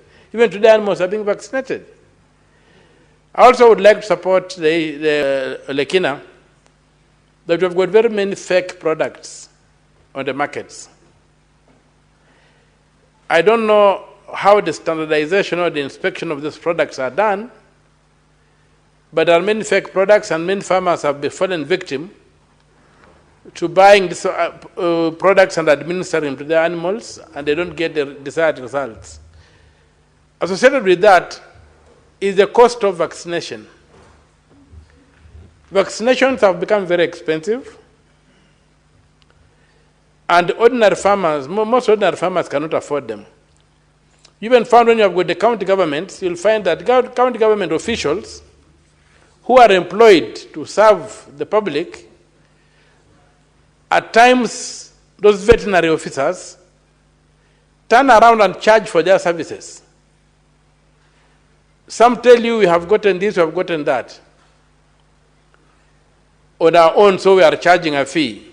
So we would like to also those kind of things to be looked into, and we be told why would a government employee during office hours performing the duties they are employed to perform add a fee of consideration to the services they are giving. The other thing is qualification of veterinary officers. I had an incident personally where I lost more than 100 goats over a period of about 1 month, depending on veterinary officers in Busia trying to come and intervene, until somebody said, why don't you try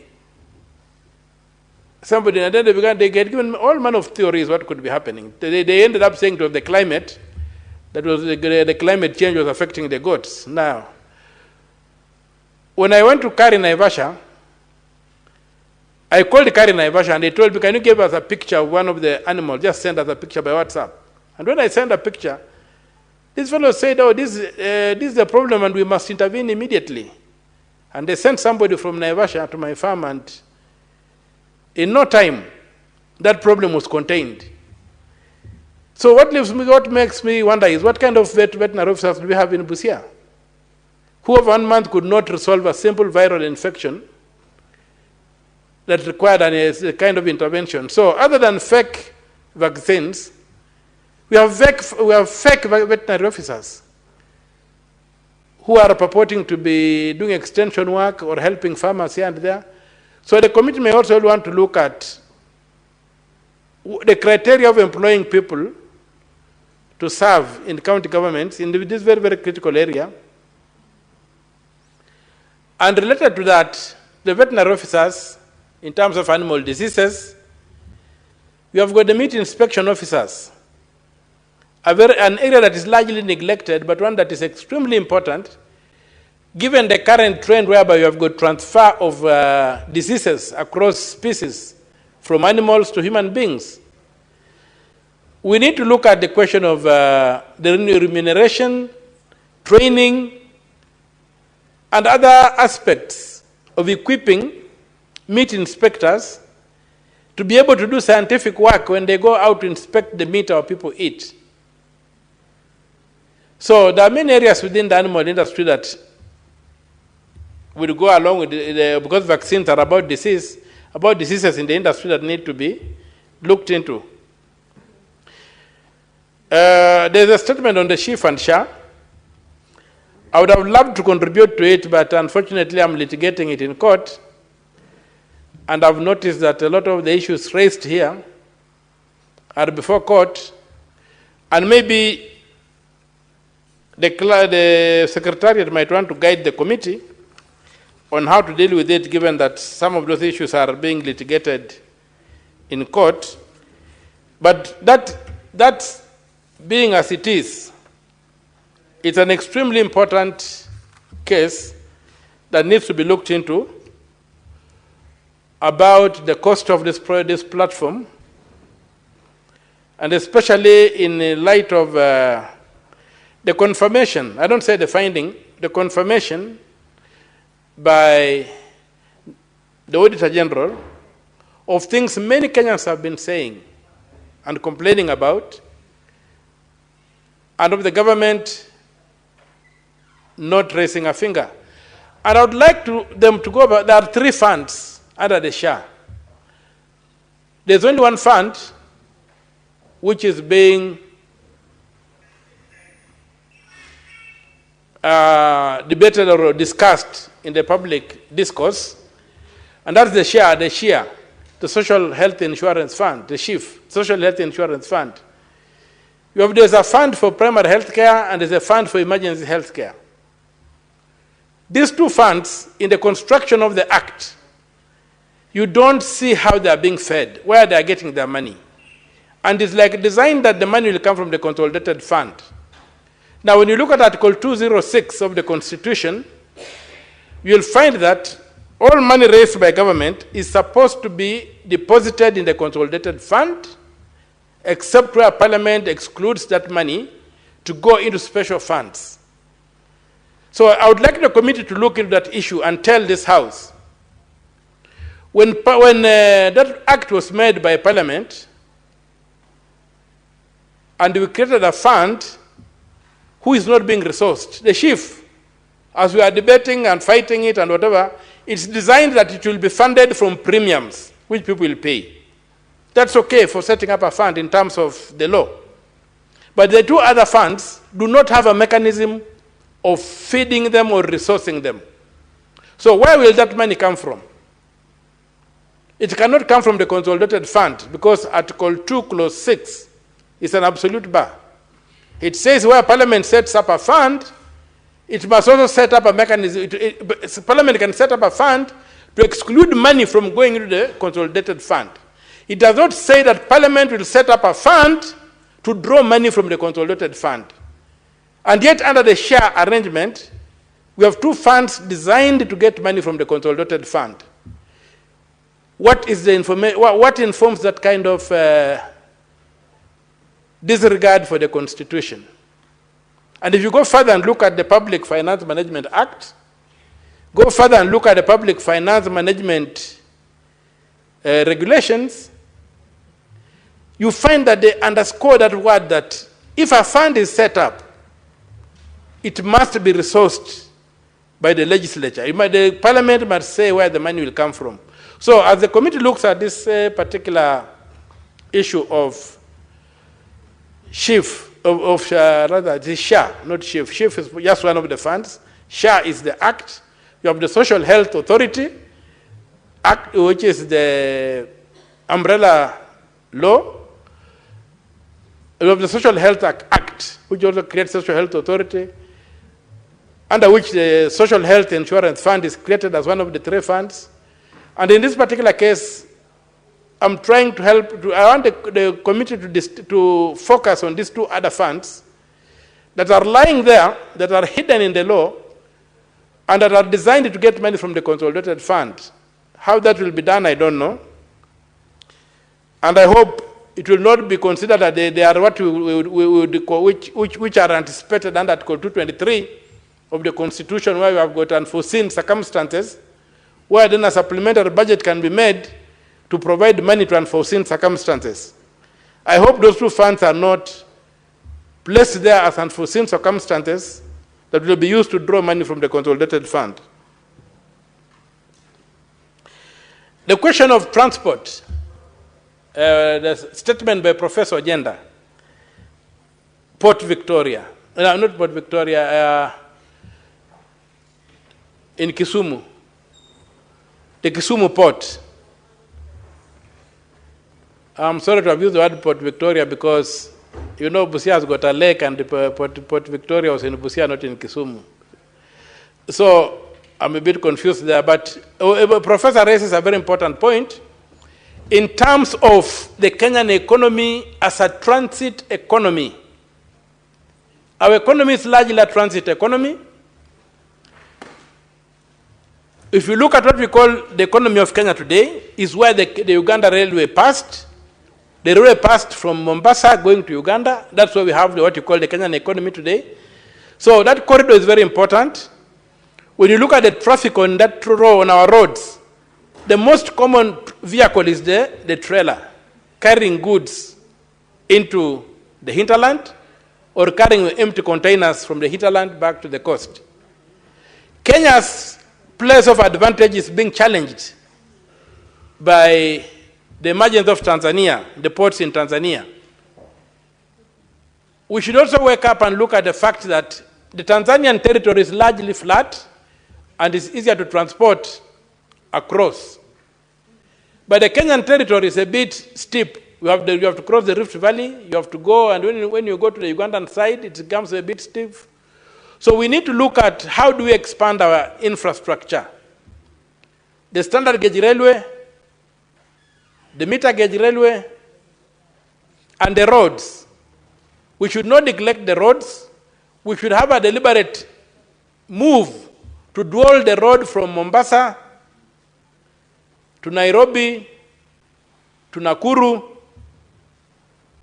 and then branching off to Kisumu and to Eldoret, then to Busia from Kisumu, and to Malaba from Eldoret, so that we can preserve our comparative advantage over.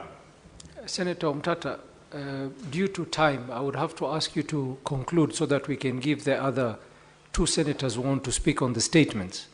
I'm well guided. An opportunity, thank you. Thank you, Mr. Speaker. So that by dualing these roads, we continue giving, we invest in efficiency to be able to compete with the natural terrain that Tanzania has. We have got this other road that goes through Namanga. If you look at the Kenyan side, the road funded by the same funder, the Tanzanian side, the road is wider, the road is smoother, the road has got no potholes. On the Kenyan side, the road is already breaking up, the road is narrower.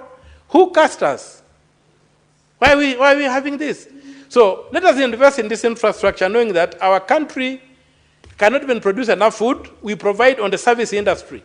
We must also go back and focus on the LAPSET. Open up the northern corridor so that we can have another artery of business from Lamu, going all the way and opening up to those sides of Somalia.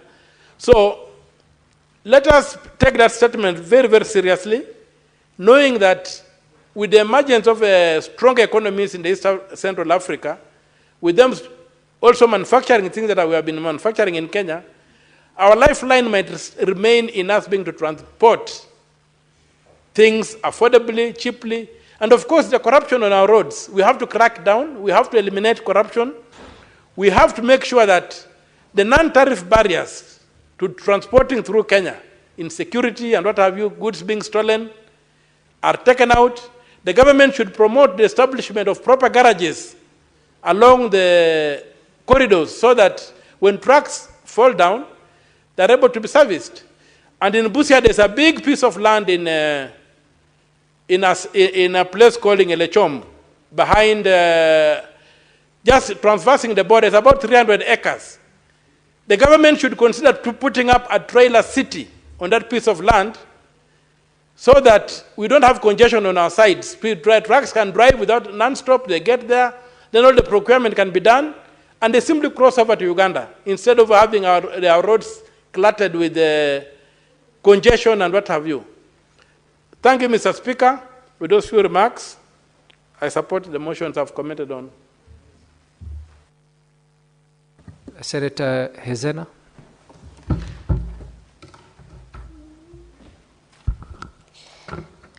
Thank you, Mr. Speaker. And I rise to contribute to the statement by Senator for Marsabit County, Senator Chute, on the ongoing livestock vaccination program in the country. Mr. Speaker, we know that about 22 million livestock exist in Kenya, and about 9 million Kenyan citizens identify themselves as pastoralists. And about 4 million of these citizens fully and entirely and solely depend on pastoralism as a means of livelihood. And therefore, when we talk about mass livestock vaccination, without making it clear on what diseases, specific diseases, we are vaccinating our livestock against, that directly endangers the existence of this pastoralist. And we are talking about a threat to about 4 million Kenyans. That's a huge percentage. Mr. Speaker, there has never been a public report that we are aware of what this livestock is being vaccinated against. Diseases have not been specified, and I like that the statement also talks about the time outline, on outline of the timeline on how long it will take to vaccinate about 22 heads of cattle. And it is important to have that report or answers to those questions, because we know that at no point do you find huge number of our livestock accumulated in one place.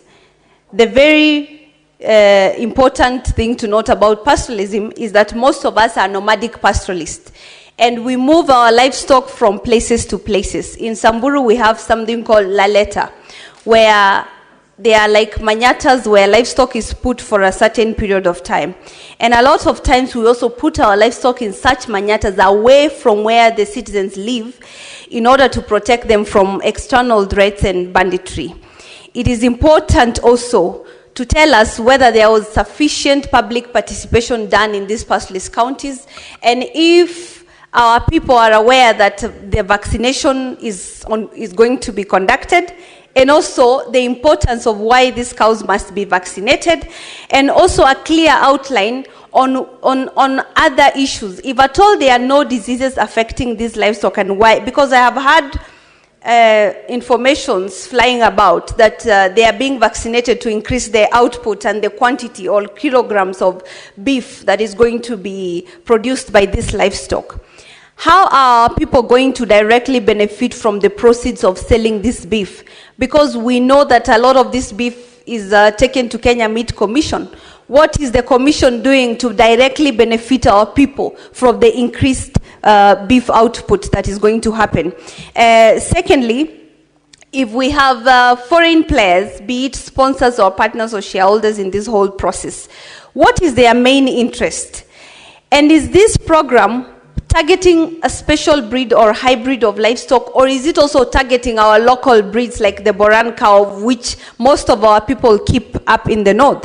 We know that most of these pastoralist communities and this livestock, the 22 million livestock, a good percentage of it, more than half of it, more than 50% of it is concentrated in the northern counties, which is the ASAL areas in the country.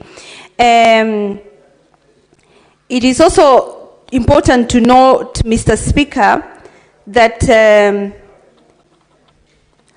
most of our people being illiterate, they need to be sufficient time for public participation among these communities, and leadership need to be involved. We need to know. That is why these questions are very valid and they come in timely.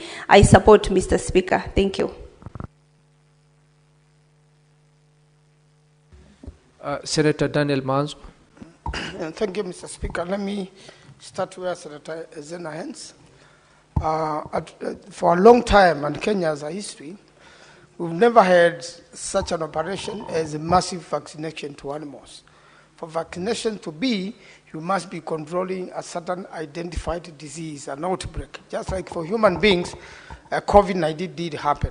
And therefore, you can't just wake up and vaccinate human beings or vaccinate animals without, a scientific advice And for that matter, Mr. Speaker, there has been an outcry and many farmers did not cooperate. You can also not vaccinate by force, that you force every farmer. You persuade, you give reasons, and again also the professional bodies must completely advise. And therefore I do support that statement.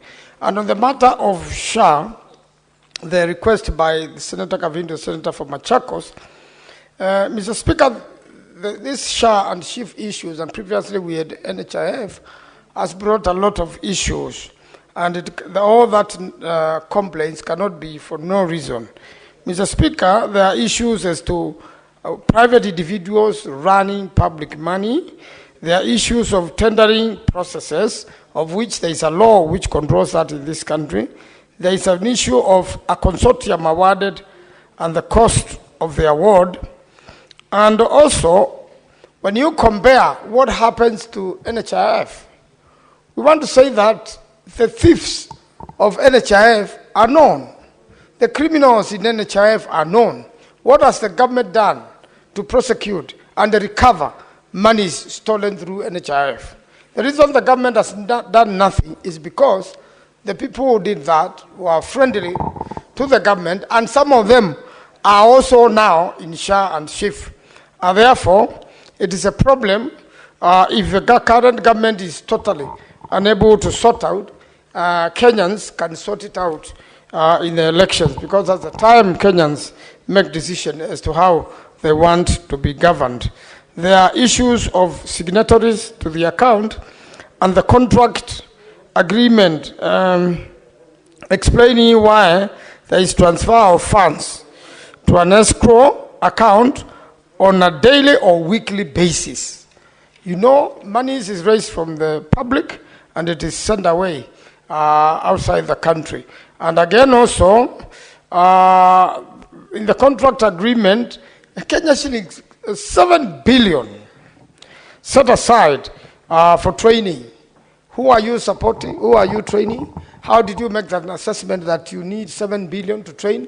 What are you training for? Because the staff who used to operate NHIF are the same staff employed. Have you employed new members of staff? And therefore, the whole matter is very controversial, and there's a need for the minister or the cabinet secretary in charge of health to come and highlight all these things to the public so that public can stop suffering. We as members are paid 33,000 every month to go and assist our constituents. We still have to go to our pockets to get people released from the hospitals. And therefore, the matter of SHA and SHIF should be sorted out the fastest time possible.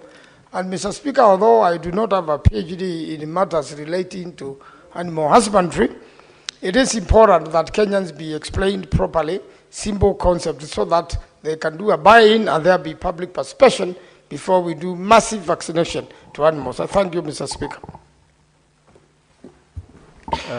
Next order.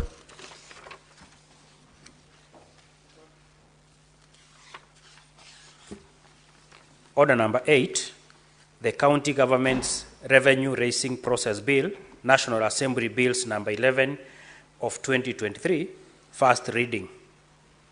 A bill for an act of parliament to provide for the process to be followed by county governments in the exercise of their power under Articles 209 and 210 of the Constitution to impose, vary, or waive taxes, fees, levies, and other charges, to establish the Interagency Transitional Committee and for connected purposes.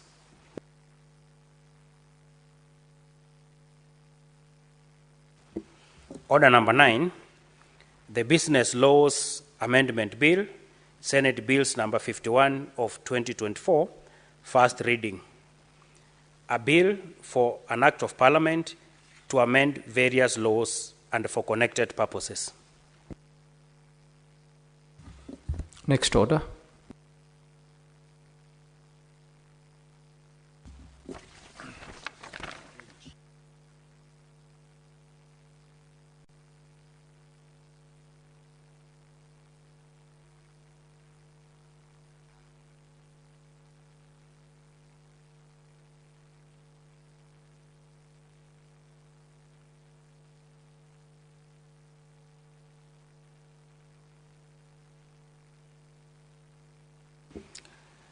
Order number 10, the Public Fundraising Appeals Bill, Senate Bills number 36 of 2024, second reading, division. We are going to rearrange the order paper and defer order number 10, 11, 12, 13, 14, and 15. Next order.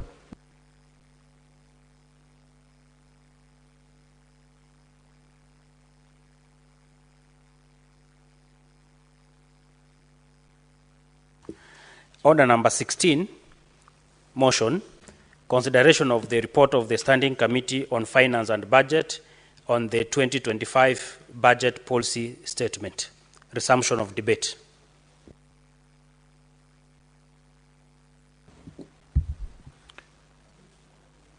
Senator Methu is not here.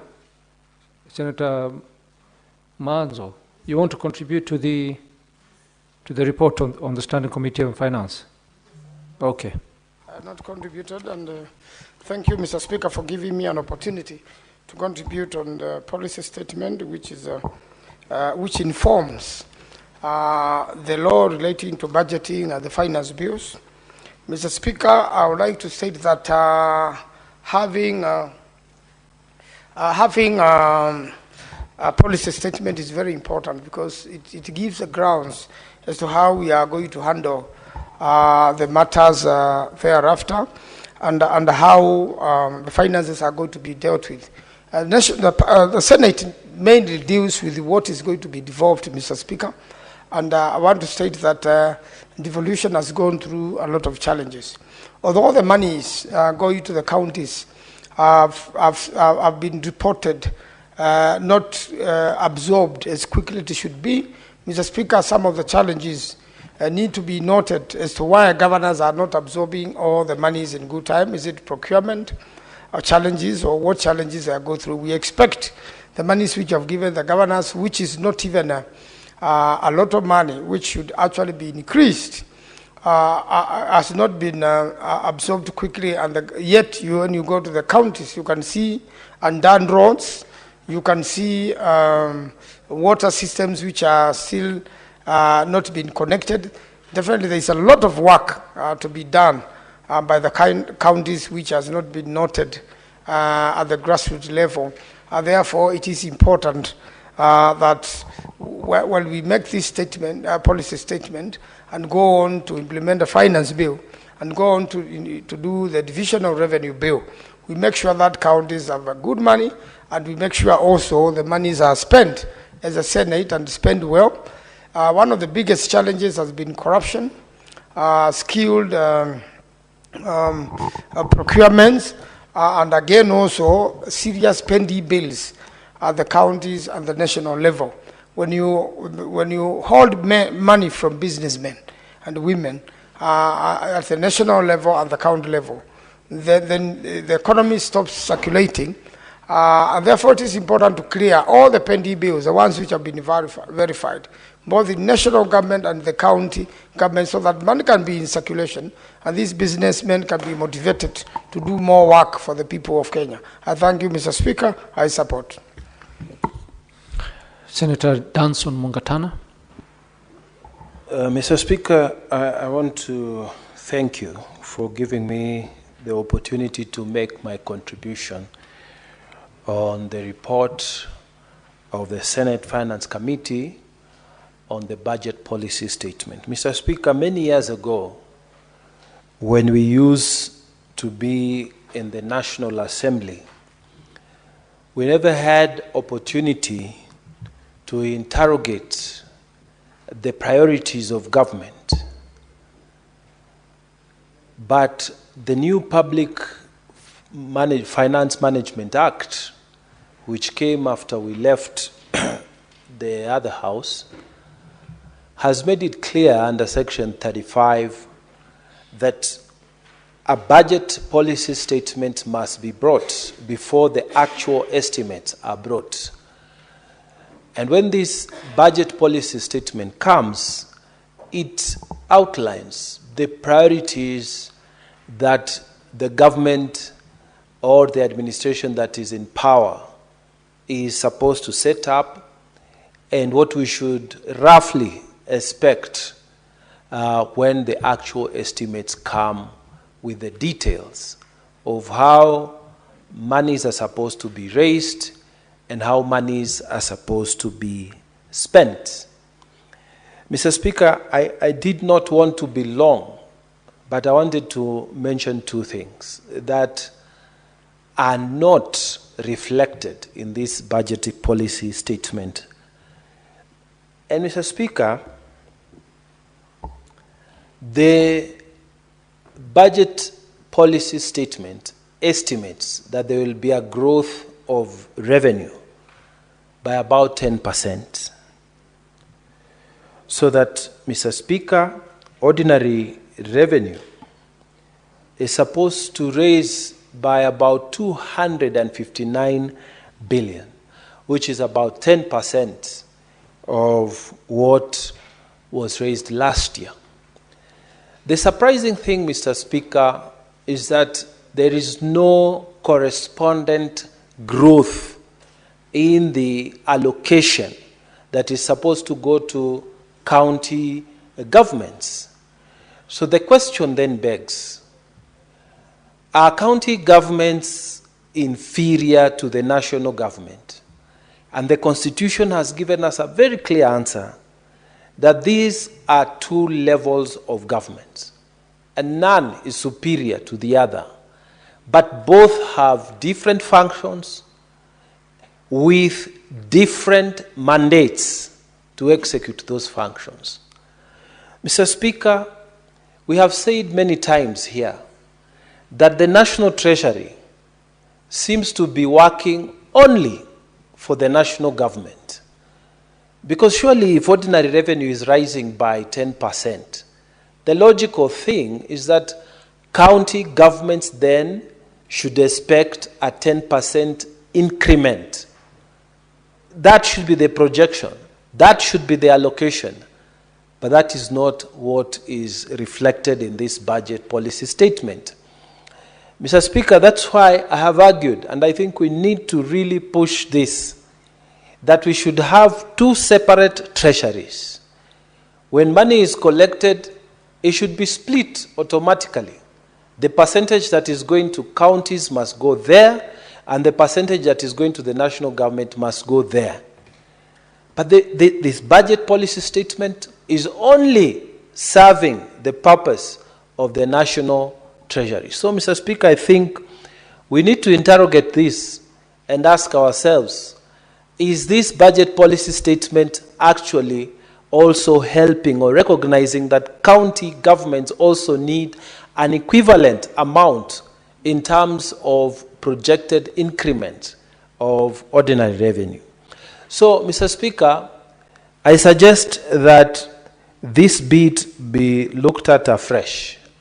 Our mandate as senators is to fight for these county governments, because we have come from a history where the first president of this republic, when he wanted to finish up with majimbo governments, which were an equivalent of the counties that we have now, what he did was to first of all deal with the Senate, finish up with it by making it come together with the National Assembly.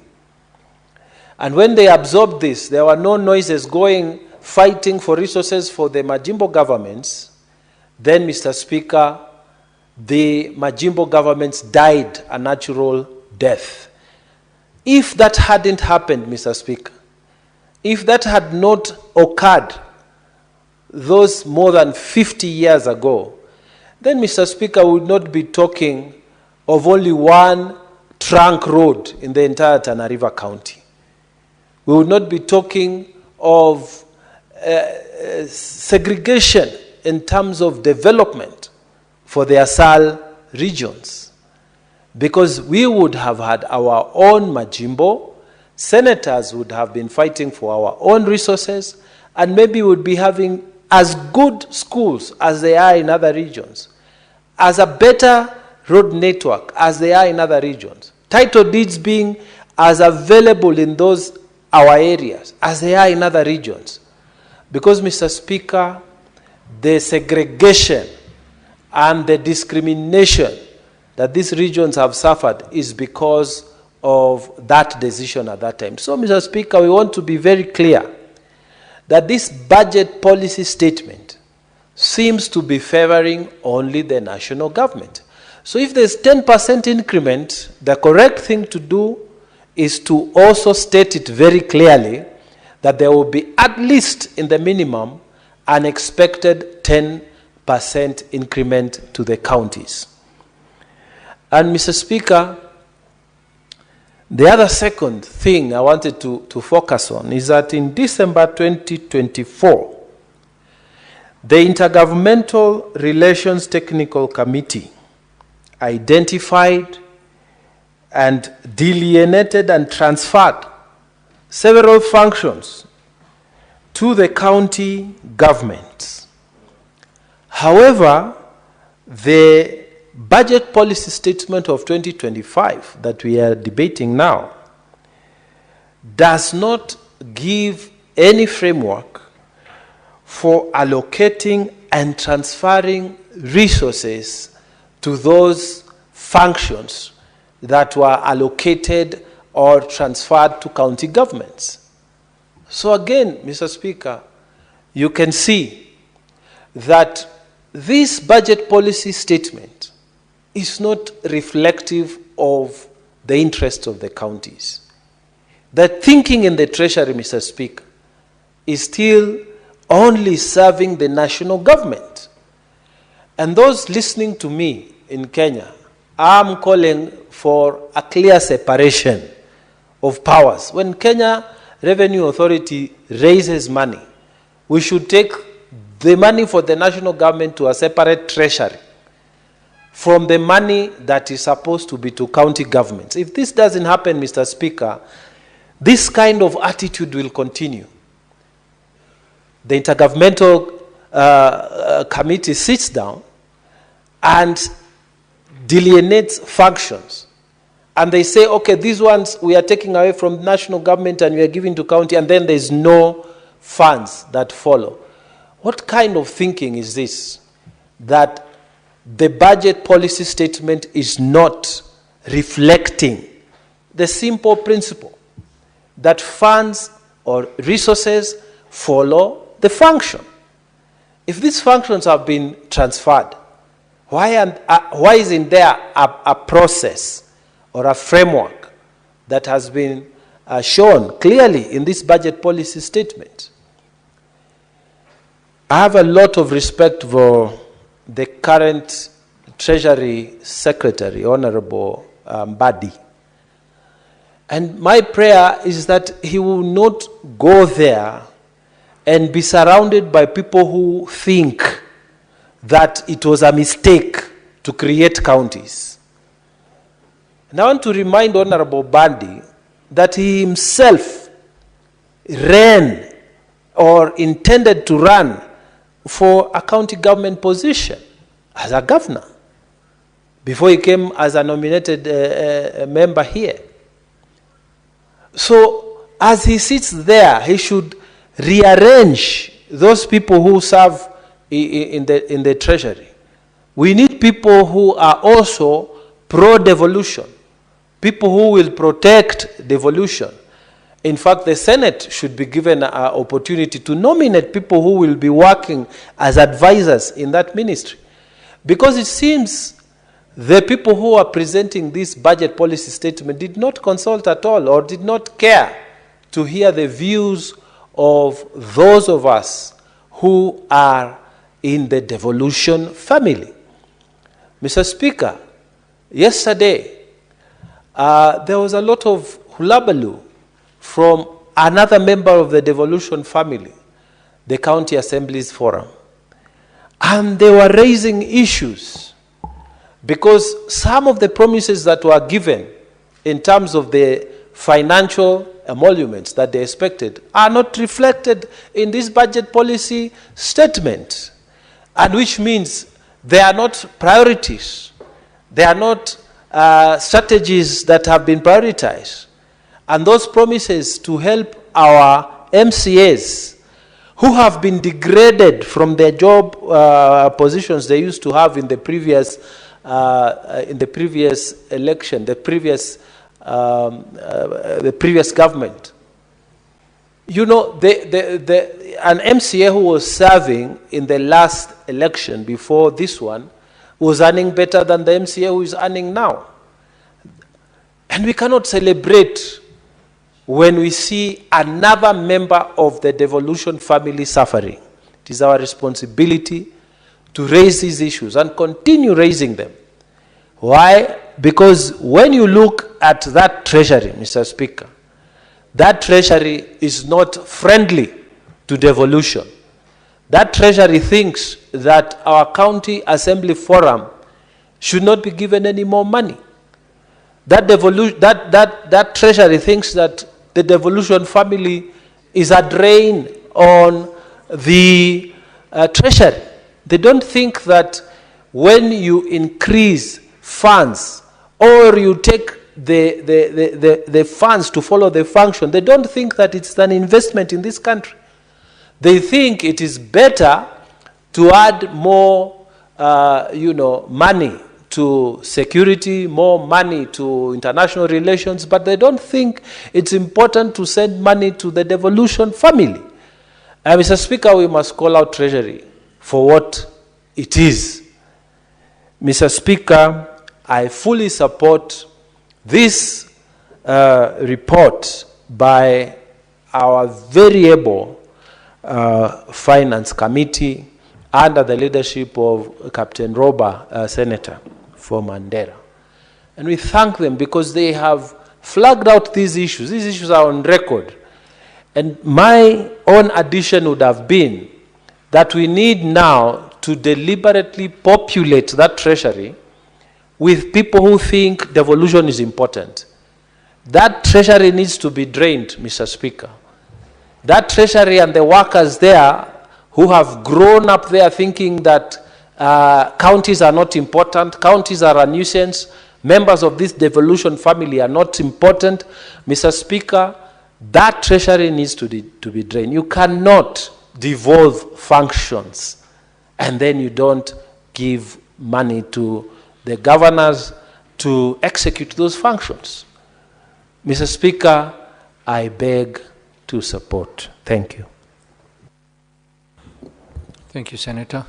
There being no other senator wanting to contribute, I will ask the mover to reply. Is it Senator Boni Kalwale or Senator Tabitha? Vice Chair, okay.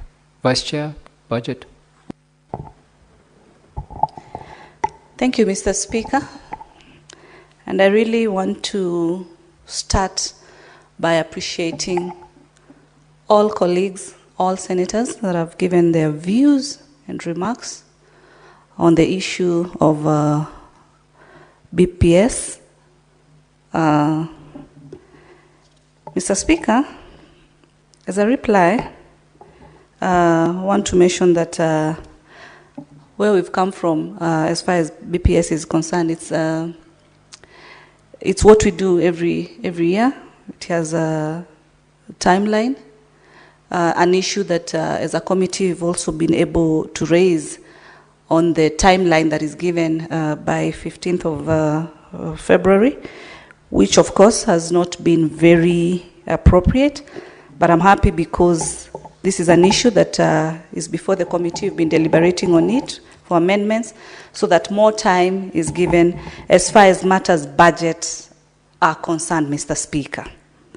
That was just a mention because I know it's an issue that most colleagues have raised because matters budget is, these are matters that each and every committee has to look at, and time has been a very key factor, Mr. Speaker. Mr. Speaker, PBS being a government policy document which sets out the broad strategies and priorities and also policies and goals which guides the national government and the county governments as far as preparation of budgets are concerned. And this is a very important process at all levels, both national and county government, and also as parliament. It's a mandate that we really undertake.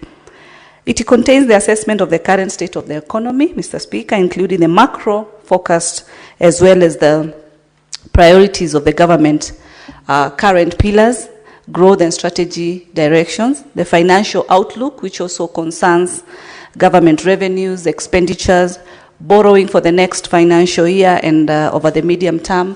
And when I talk about borrowing, Mr. Speaker, this is really where we need to have a deeper discussion when it comes to the issue of borrowing, Mr. Speaker. Today, Mr. Speaker, when we also had the CS for finance and we touched on the issues of this particular borrowing, you realize, even as we support counties, and during this budget process, these funds that we budget, some of the monies also come from what has been borrowed. The loans that bring about the issue of both domestic borrowing and external borrowing, Mr. Speaker. So it's a matter that we need to be privy of, because then that borrowing plays a very big role as far as these budgets are concerned, Mr. Speaker. And that's why as a committee, we emphasize on the timelines for the system that is supposed to maximize on the on-source revenue collection by the county governments. As much as we support county increments, but also we should be able to push for more on-source revenue at the county levels. The proposed expenditure limits for the national government includes those for parliament and the judiciary, and the indicative transfers of county governments, as I've earlier said, that is through the division of revenue. The fiscal responsibility principles and financial objectives over the medium term, which includes limits on the total debt, Mr. Speaker. As I continue, we could not have tabled this report, of course, Mr. Speaker, without engaging our stakeholders. And allow at this point I also mention our stakeholders and really thank them for their massive submissions and our intense discussions that we had. That is starting with the CRA, Commission of Revenue Allocation, COG, led by the good governor of Wajir, Institute of Certified Accountants, that is ISPAC. We had the Budgeti Hub, the County Assemblies Forum, the Institute of Public Finance, the HENET, the Institute of Economic Affairs, Okoa Uchumi, the 13 constitutional commissions and independent offices, and members of the public, that is Mr. Kevin Ronyo, Mr. Peter Joroge, and Mr. Elid Matindi. And Mr. Speaker, these are stakeholders that we really walked a journey with in the different aspects of our committee and the different issues that we tackle. Mr. Speaker, the theme for the 2025 PBS is consolidating gains under the bottom-up economic transformation agenda for an inclusive green growth. The PBS, Mr. Speaker, does envision the global economic growth performance at 3.2%, Mr. Speaker, was at 2024, with projections of 3.3 for this year, 2025-2026. The economic growth is developing economies, which is projected to stabilize at 4.2% in both 2024 and 2025.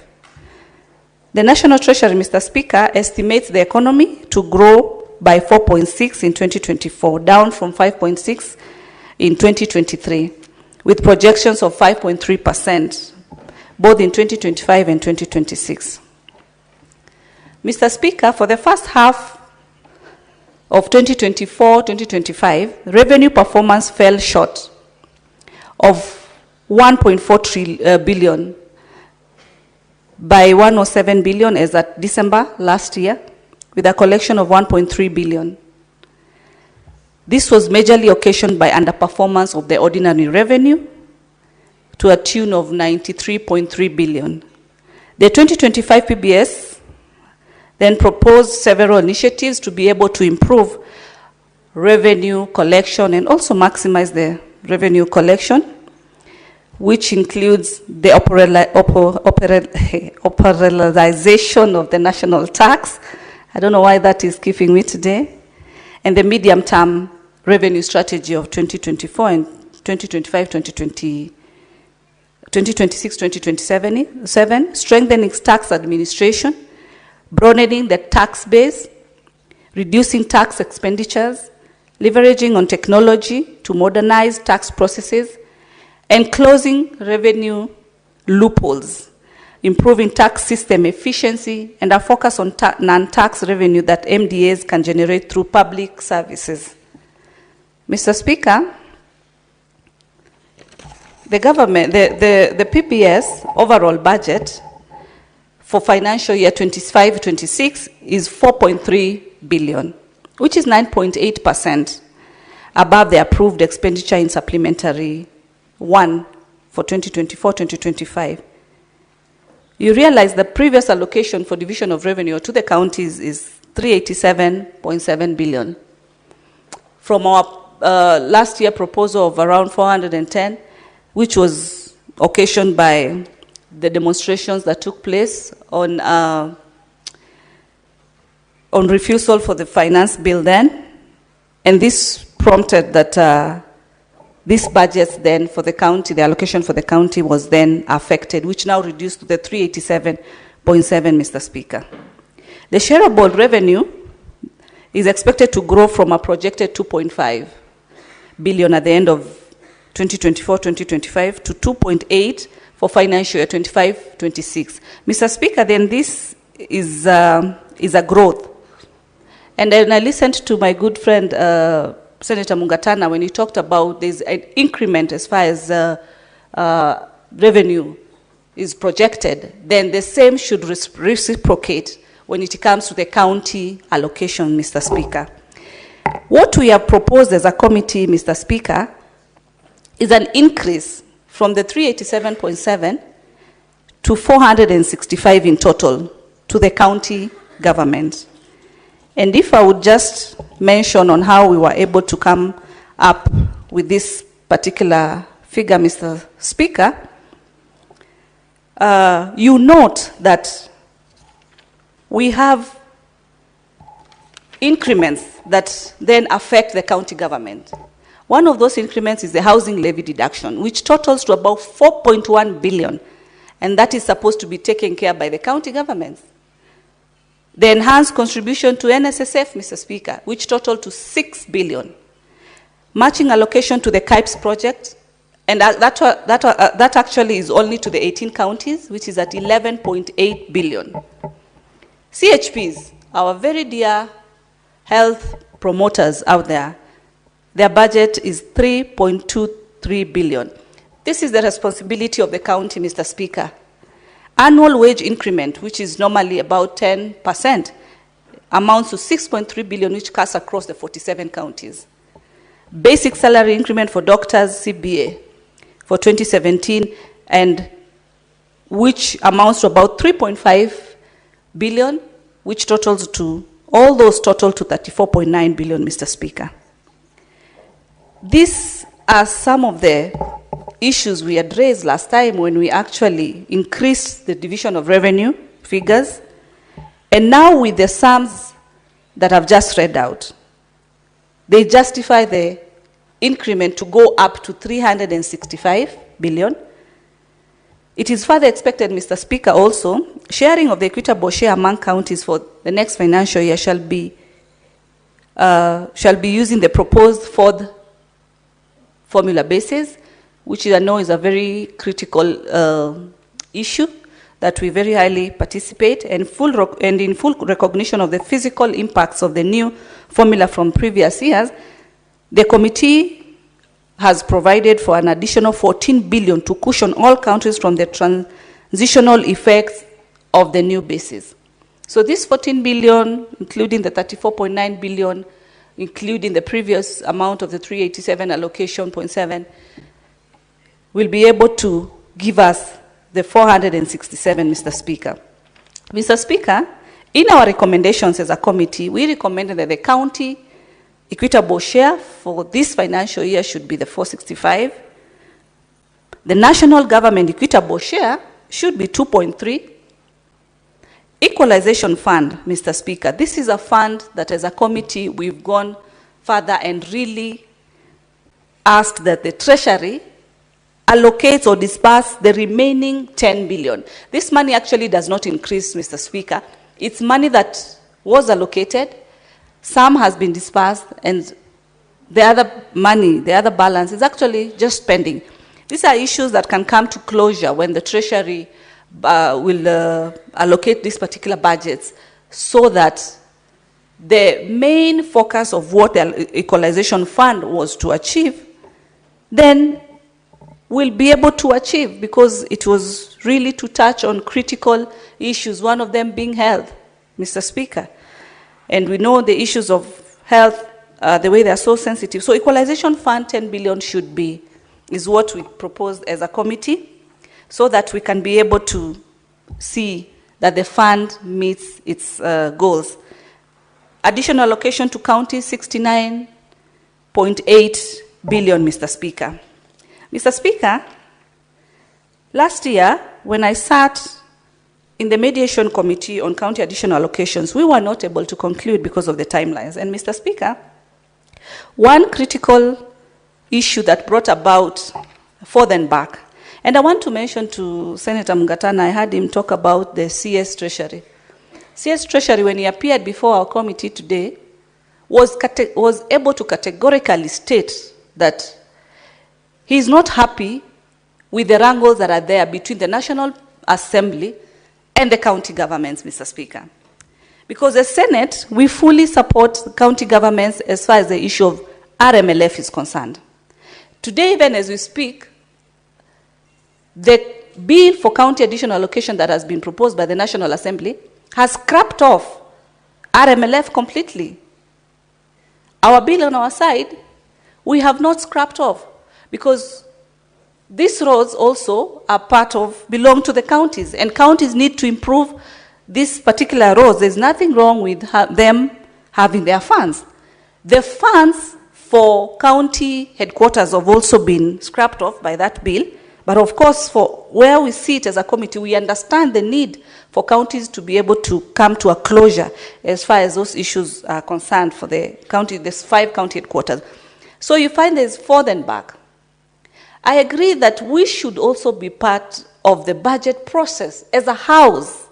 This should not just be the responsibility of the National Assembly alone. And that is why, Mr. Speaker, we end up having forth and back. Forth and back. And then who suffers? The mwananchi suffers. There's the saying in Swahili, wakati fahari wawili wanapigana nyasi ndio inaumia, Mr. Speaker. I hope I've said it correctly.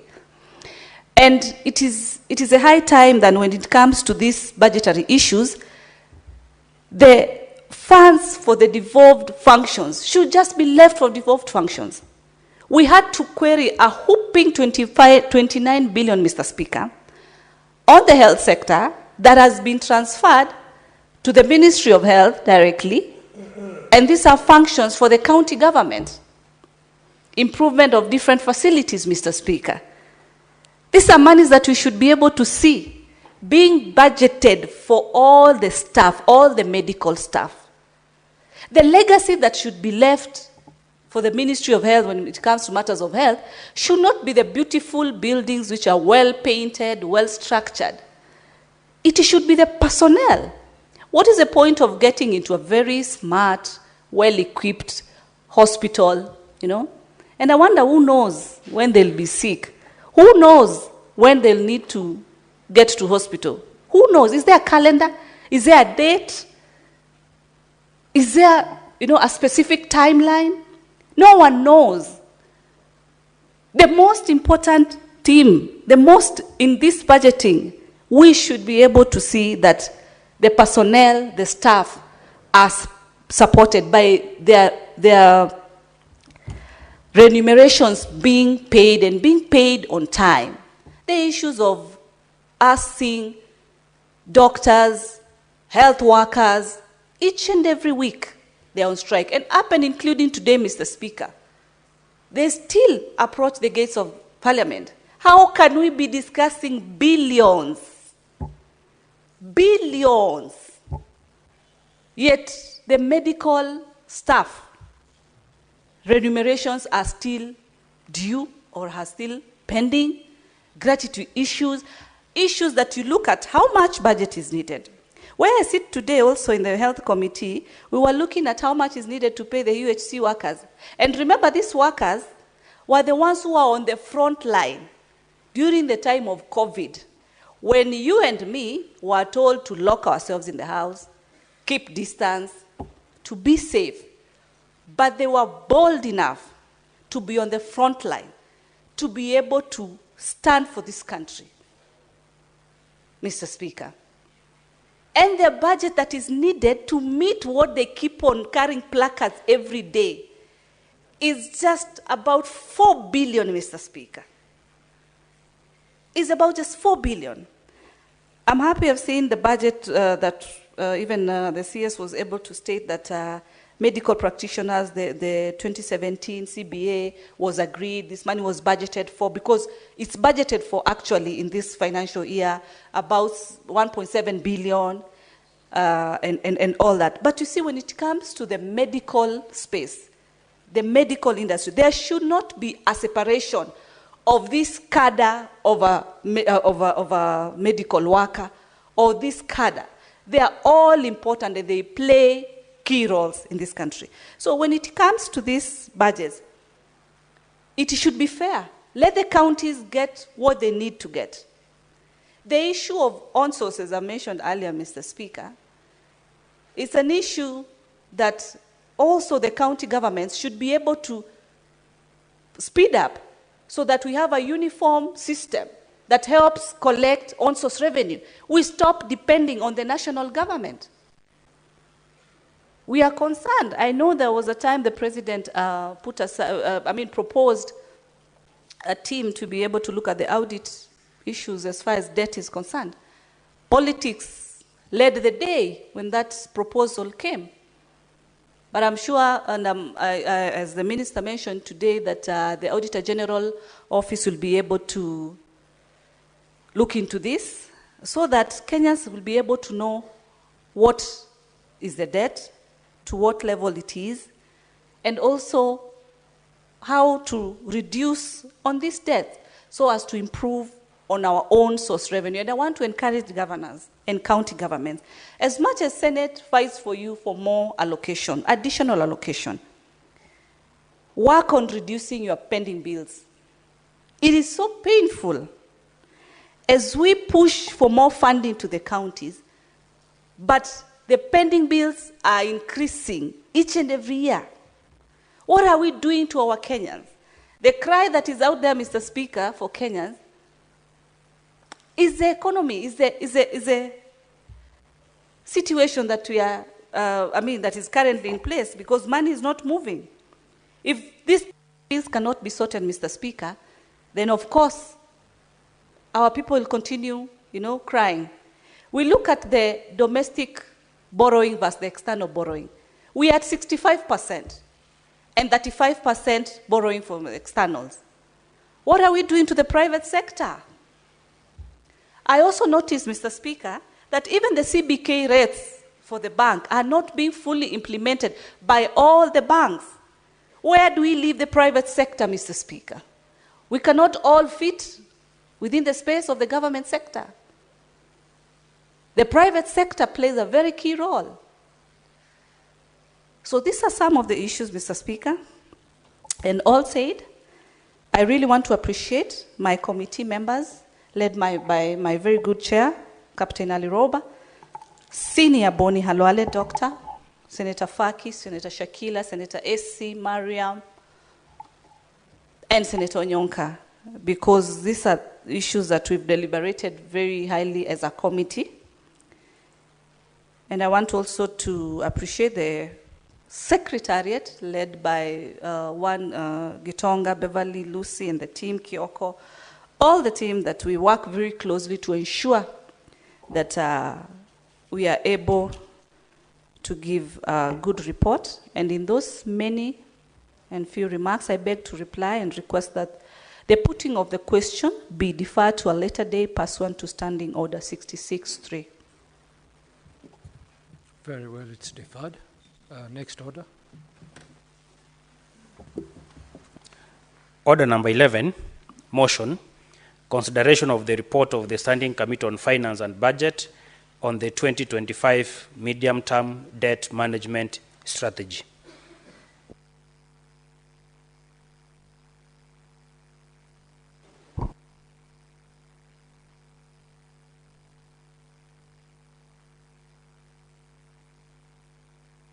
Senator Boni Kalwale. Thank you, Mr. Speaker. Mr. Speaker, sir, I rise to move the report of the Senate Finance Committee on the medium-term debt management strategy for the year 2025. Mr. Speaker, the Senate adopts this report as contained herein, and as we do so, Mr. Speaker, it's good for us to bring it to the attention of the House that the medium-term debt management strategy is pursuant to Standing Order, pursuant to Section 33 of the Public Finance Management Act, Cap 41 2A. The MTDS provides a framework for informed decision-making on public borrowing and debt management. It gives and guides the national government in structuring the debt portfolio to minimize costs and risks while ensuring sustainability and supporting the government of the domestic debt market. Mr. Speaker, the MTDS was tabled in Parliament on 13th of February 2025 and subsequently committed to the Standing Committee on Finance and Budget for consideration. Its submission aligns with Section 331 of the Public Finance Act 2012, which mandates the Cabinet Secretary responsible for finance to submit to Parliament a statement outlining the national government's debt management strategy. It provides information on the following key elements. 1, the stock of public debt as at the date of tabling of the statement. 2, the sources of the loans required by the national government and the nature of the guarantees issued by the national government.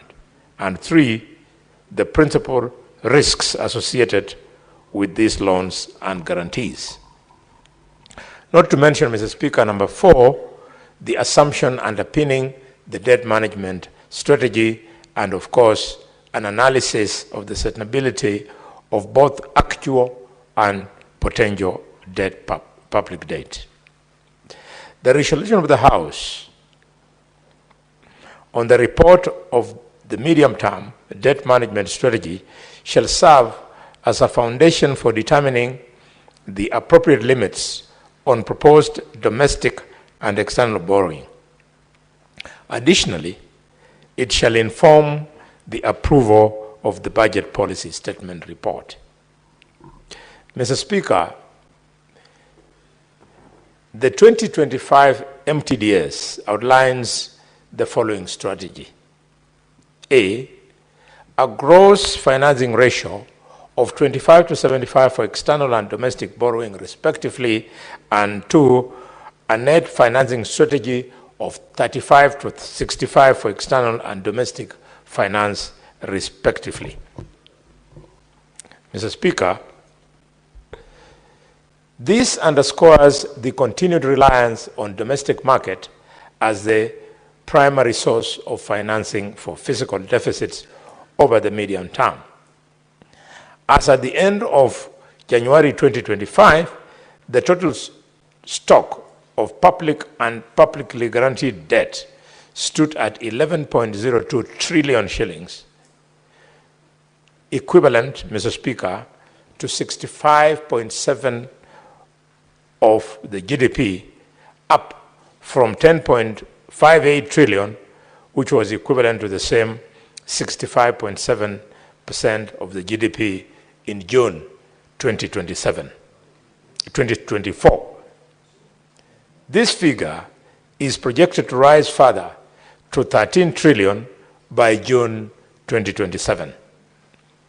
Consequently, debt servicing costs are expected to increase to 1.97 trillion by June 2025 and further to 2.4 trillion by June 2027.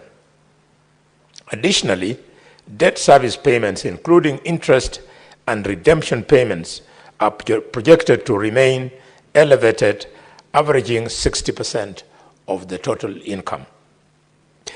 This underscores the tightening fiscal space and highlights the urgent need for a robust debt management strategy aimed at minimizing costs and mitigating the risk associated with high debt distress levels. Mr. Speaker, in reviewing the 2025 MTDS, my committee engaged with the key stakeholders, including the Commission on Revenue Allocation, the Institute of Certified Public Accountants of Kenya, the Council of Governors, the County Assemblies Forum, Budgeti Hub, the Institute of Public Finance, the Institute of Social Accountability, Office of the Auditor General, Okoa Uchumi, Mr. Kelvin Ronyo, and the Institute of Economic Affairs.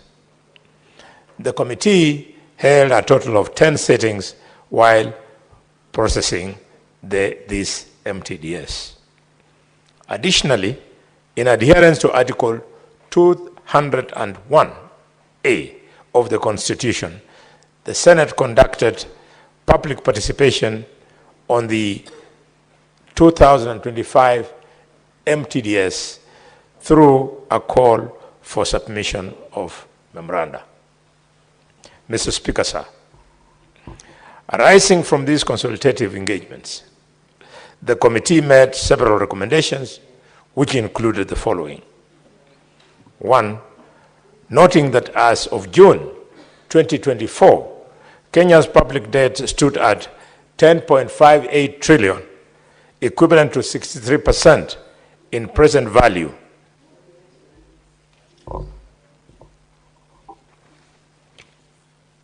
Terms exceeding Public Finance Management Act frameworks of PV to GDP ratio of 55% by 8% points, the National Treasury should submit quarterly reports to Parliament detailing the progress made towards compliance with the set threshold as contained in the Public Finance Management Act. 2, that the National Treasury, Central Bank of Kenya, and Control of Budget should fully automate the withdrawal of debt service payments from the Consolidated Fund by 31st May 2025. And that additionally, an interagency report on the implementation status of these recommendations should be submitted to Parliament 15 days after the 31st of May 2025.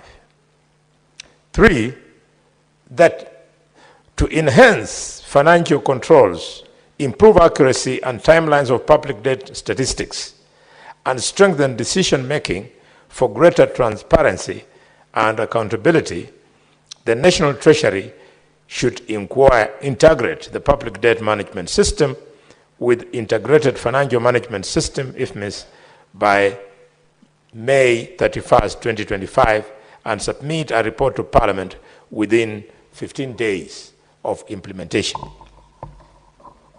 4, that to enhance transparency and accountability in anticipated increase in domestic borrowing, the National Treasury should within 60 days, 1, establish a working committee to develop criteria for assessing the effective utilization of borrowed funds by ministries, departments, and agencies, and establish the Registrar of Government Securities in accordance with Section 55 of the Public Management Finance Act.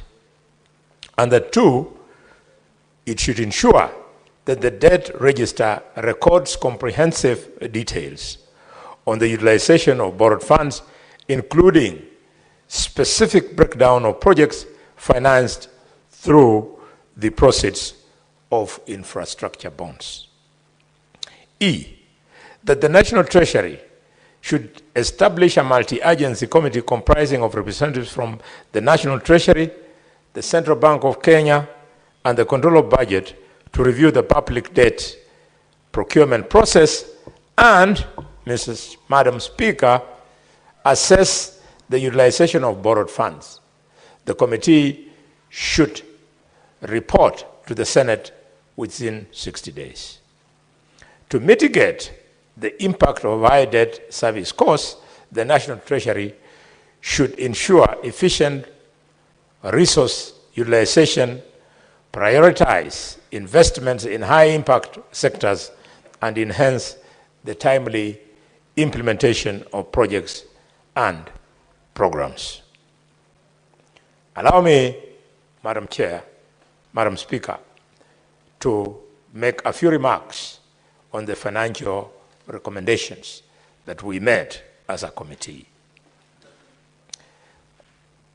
That the fiscal deficit target for the medium term is approved and set at 4.6% of the GDP for the financial year 2025-2026, and at 3.8% of the GDP for the financial year 2026-2027, and at 3.5% of the GDP for the financial year 2027-2028, in line with the fiscal consolidation path, and that the country's borrowing strategy is approved at 35% for the net external borrowing and 65% for the net domestic borrowing, as contained in the 2025 midterm debt management strategy.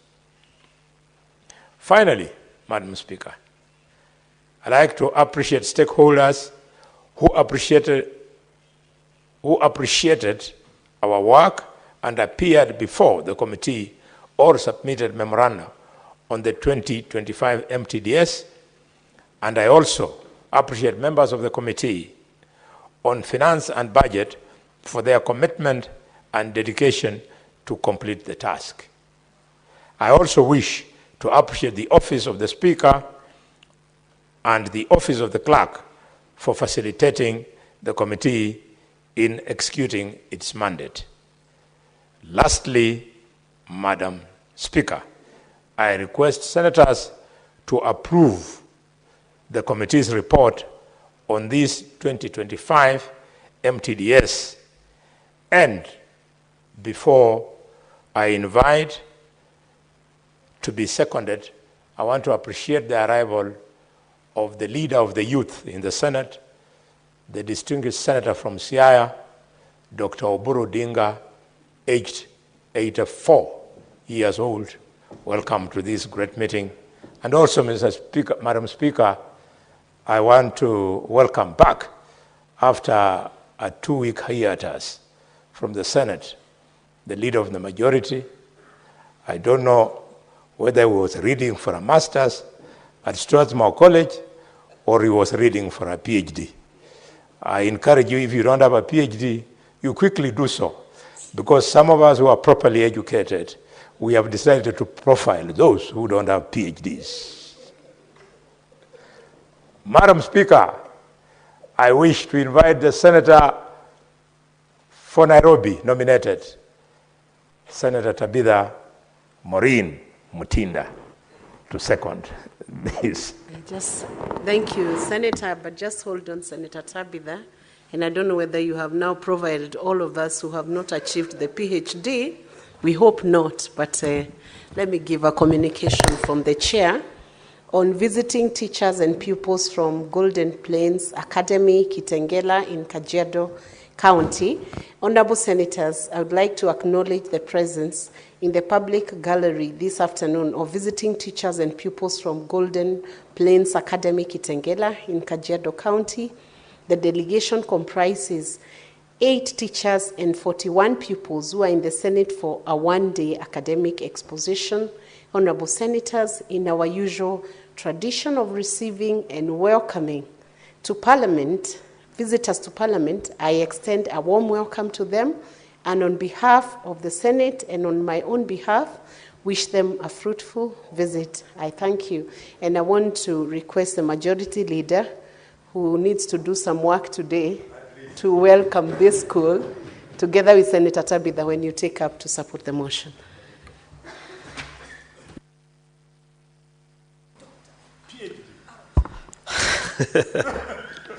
I don't know why the majority whip, Madam Speaker, is animated this afternoon, and why he wants to announce to the students that haven't been around for a while. But it's only last week, and I've been coming evenings after class at 5 o'clock, Madam Speaker. So I want to join you in welcoming these pupils and teachers from Golden Plains Academy, Kitengela in Kajiado County. There are 8 teachers and 41 pupils who are in the Senate for one-day academic exposition. Madam Speaker, I know it's always an interesting time when students get an opportunity to watch the House. It's unfortunate that by the time these students arrived, many of our colleagues have already checked out for the day. But it doesn't mean that they are not working. We have, immediately after this wall, there's what is referred to as a Senator's Lounge, where many of our colleagues follow debates from the House, and if there is a need for them to come and respond to something, they walk back into the House. So it doesn't mean that if you see the chairs empty, that it goes without a fact that senators are not around. I can tell you that had you been here at 2:30, the House was nearly full house, Madam Speaker. So I hope they get to interact with the senators, learn, and get to understand what's happening. What the minority whip was doing, just to inform them of the procedure that we're going through, was moving actually a motion. A committee, that is a committee which he sits in, Committee on Budget and Finance, has sat down, considered the report of Kenya's debt situation from the Treasury, and now they are sending a report back to the House. So what he's doing is called moving a report, after which it will be seconded and tabled before the House for debate, after which members will vote. So that's one of the many things that we do in this particular House. I wish them well in their studies, Mr. Speaker, because these are our leaders of our country presently and in the future. And for those who want to pursue a future in leadership, political leadership in this country, Madam Speaker, they're welcome to do so. This is a very fulfilling profession. Never mind all the difficulties that come with it. I wish you well in all that you're up to and in your journey back to Kajiado. I thank you, Madam Speaker. Thank you very much, Honorable Majority Leader, Senator Aaron Cheriot, Kericho County. I want to also give another communication from the chair on visiting teachers and students from Diaine Girls Secondary School, Mukurweini constituency in Nyeri County. Honorable Senators, I would like to acknowledge the presence in the public gallery this afternoon of visiting teachers and students from Diaine Girls Secondary School in Mukurweini constituency, Nyeri County. The delegation comprises 2 teachers and 36 students who are in the Senate for a one-day academic exposition. Honorable Senators, in our usual tradition of receiving and welcoming visitors to Parliament, I extend a warm welcome to them, and on behalf of the Senate and on my own behalf, wish them a fruitful visit. Thank you. I will request Senator Tabitha, when she's seconding this motion, to first acknowledge and receive those students from Diaine Girls Secondary School, Mukurweini constituency in Nyeri County. Thank you, Madam Speaker. I take this opportunity to welcome the students from Nyeri County, that is Diaini Secondary, Girls Secondary School, and also not forgetting the other school from Kitengela. One thing that makes you all to be on that level of education is because you're all students. I always say that education is the only thing that nobody will ever take it away from you. The knowledge and the skills that you gain while in school are very important. Nobody will take that from you. And I always encourage students, enjoy your moment in your learning institutions, because you're not going to be in high school and in primary throughout your life. Our work is to legislate, to represent, and to oversight. We have a speaker. As we speak right now, we have Madam Speaker, who's like the principal or the headmistress of the institution. We have the leadership of the house, the way you have deans in school. And we sit as members. So it's like another institution which has laws that we adhere to, the same way you have laws. So I will encourage you to enjoy your studies. The sky is the limit. You can as well be here today. The people of, the students of Kajiado County, I actually sit next to your senator, but he had to leave for some other work. The students of Nyeri County, behind sits the senator of Nyeri County. I'll pass my regards. Thank you, Madam Speaker, for that opportunity. I take this now opportunity to do second my colleague, Dr. Senior Boni Alale, on the issue of the medium-term strategy that we as a committee have really deliberated on it. And I'm happy to say that the CS, Honorable Badi, was able to appear before the committee today. And we were able to get into some of the issues definitely pertaining the issue of debt, which I think when I was doing my contribution on the BPS, I touched on it because they interrelate. We deal with these two matters of BPS and MTDS concurrently, Madam Speaker. And the issue that we really focused on was to try and understand the increment of the debt as compared to the GDP, which is currently at 65.7. Madam Speaker, this was a concern because last year, this was capped at 55.5%. But the Speaker, the Minister was able to state before the committee that actually this has reduced from 72% to where it is at 65.7% of GDP. It's been a reduction, which has been brought about by strengthening of the Kenya shilling versus the dollar. And this has been able to save us a whopping 24 billion as a country, money that is able to transfer to the schools for capitation, among other budgets, Madam Speaker. The issue that we were also able to raise, as I mentioned earlier, Madam Speaker, was the issue of the domestic borrowing at 65% and the external borrowing at 35%, Madam Speaker, putting in mind the position of the private sector because of the interest rate, bank interest rates at the banks. Madam Speaker, on the issue of debts, we also related on the issue of pending bills, both at the county level and at the national level, Madam Speaker, because we have quite a chunk. And this issue of pending bill, as you know, Madam Speaker, is a thorny issue. We were able to ask the minister the amount of non-performing loans as far as the issue of pending bills are concerned. Kenyans, the way they are suffering, they are not able to pay their loans simply because their supplies have also not been paid. And each and every year, we are budgeting. So we were able to ask the Treasury also, the same thing we also asked the COG to push to reduce the issue of pending bills so that money can be able to circulate. Most people are stuck, most business people are actually stuck because of the issue of pending bills, yet services have been rendered or goods have been delivered.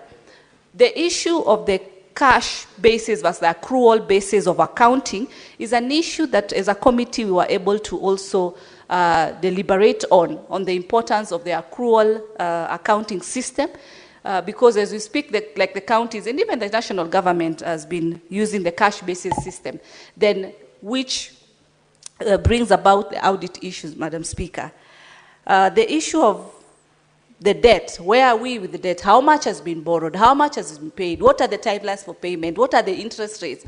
What are the terms and conditions? What was agreed and all that? This needs to come to light. As I said earlier, there was a committee that the President had proposed last year, which brought a lot of politics. But the minister was able to promise the committee that through the Office of the Auditor General, this report should be tabled and we should be able to be more informed on the level of or how much debt has been borrowed, what is expected to be borrowed. Because as we continue doing budgets, Madam Speaker, you know very well, we are prospecting. We do not have the actuals. And hence now the borrowing comes in. But borrowing, looking at it on the positive perspective, then our credibility is positive. Hence, we are able to get the approvals for the loan, or we are able to be supported. But we also need to ensure that we prioritize, as I said earlier, on the human resource capital. If the human resource is demoralized, if the human resource is not paid their dues on time, especially when you look at the health issues on the health sector, then the nation is not able to progress and achieve most of its goals, as have been said or set as far as the different dockets are concerned, Madam Speaker. So, all said, Madam Speaker, I urge the members be able to support our report.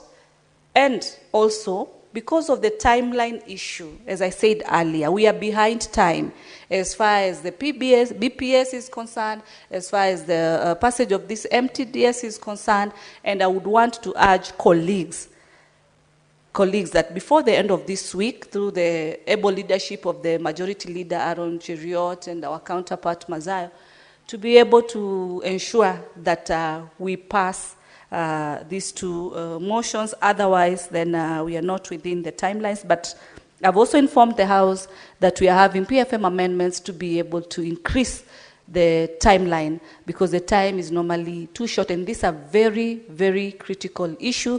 And lastly, before I forget, Madam Speaker, just to mention that we've noticed also as a committee that some budgets have been set at the national level, especially on the Ministry of Health. More funding has been able to move, and you look at the specific funding, you realize these are projects that should be done within the county level, Madam Speaker. With all those many and few, I do second. Thank you very much, Senator Tabitha.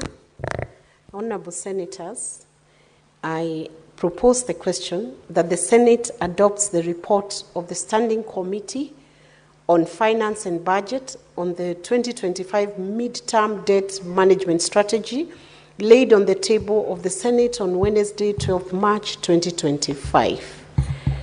Thank you.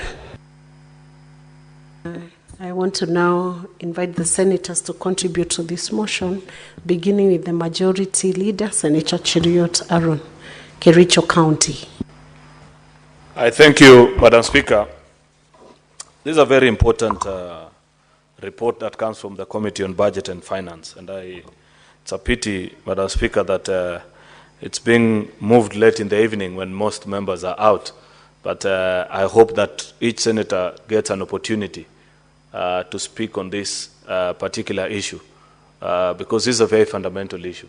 And personally, Madam Speaker, I've been very very consistent on my call for a better management of our debt situation as a country from the days last Parliament, Madam Speaker, when we raised first the nominal figure, I think from 6 to 10. I oppose that move, Madam Speaker, for reasons that I'll speak onto, and why I feel the Budget and Finance Committee, though they have done a good work, can do better on this particular issue, because it's not just a ticking of the box when Treasury lays before the House the debt management strategy that they want to bring before this particular Parliament. We are placed with serious responsibility as a legislature and the institution of accountability, where we can call on the Treasury and ask them, Madam Speaker, to perhaps do better on many areas. This issue of debt is not a very simple issue. It is a serious issue, Madam Speaker, which, if not properly managed, can lead the country into economic collapse. This is a threat that we've lived with for a while. If you take time, Madam Speaker, to read the Kenya Kwanza Manifesto, you will see that the issue of debt featured quite prominently.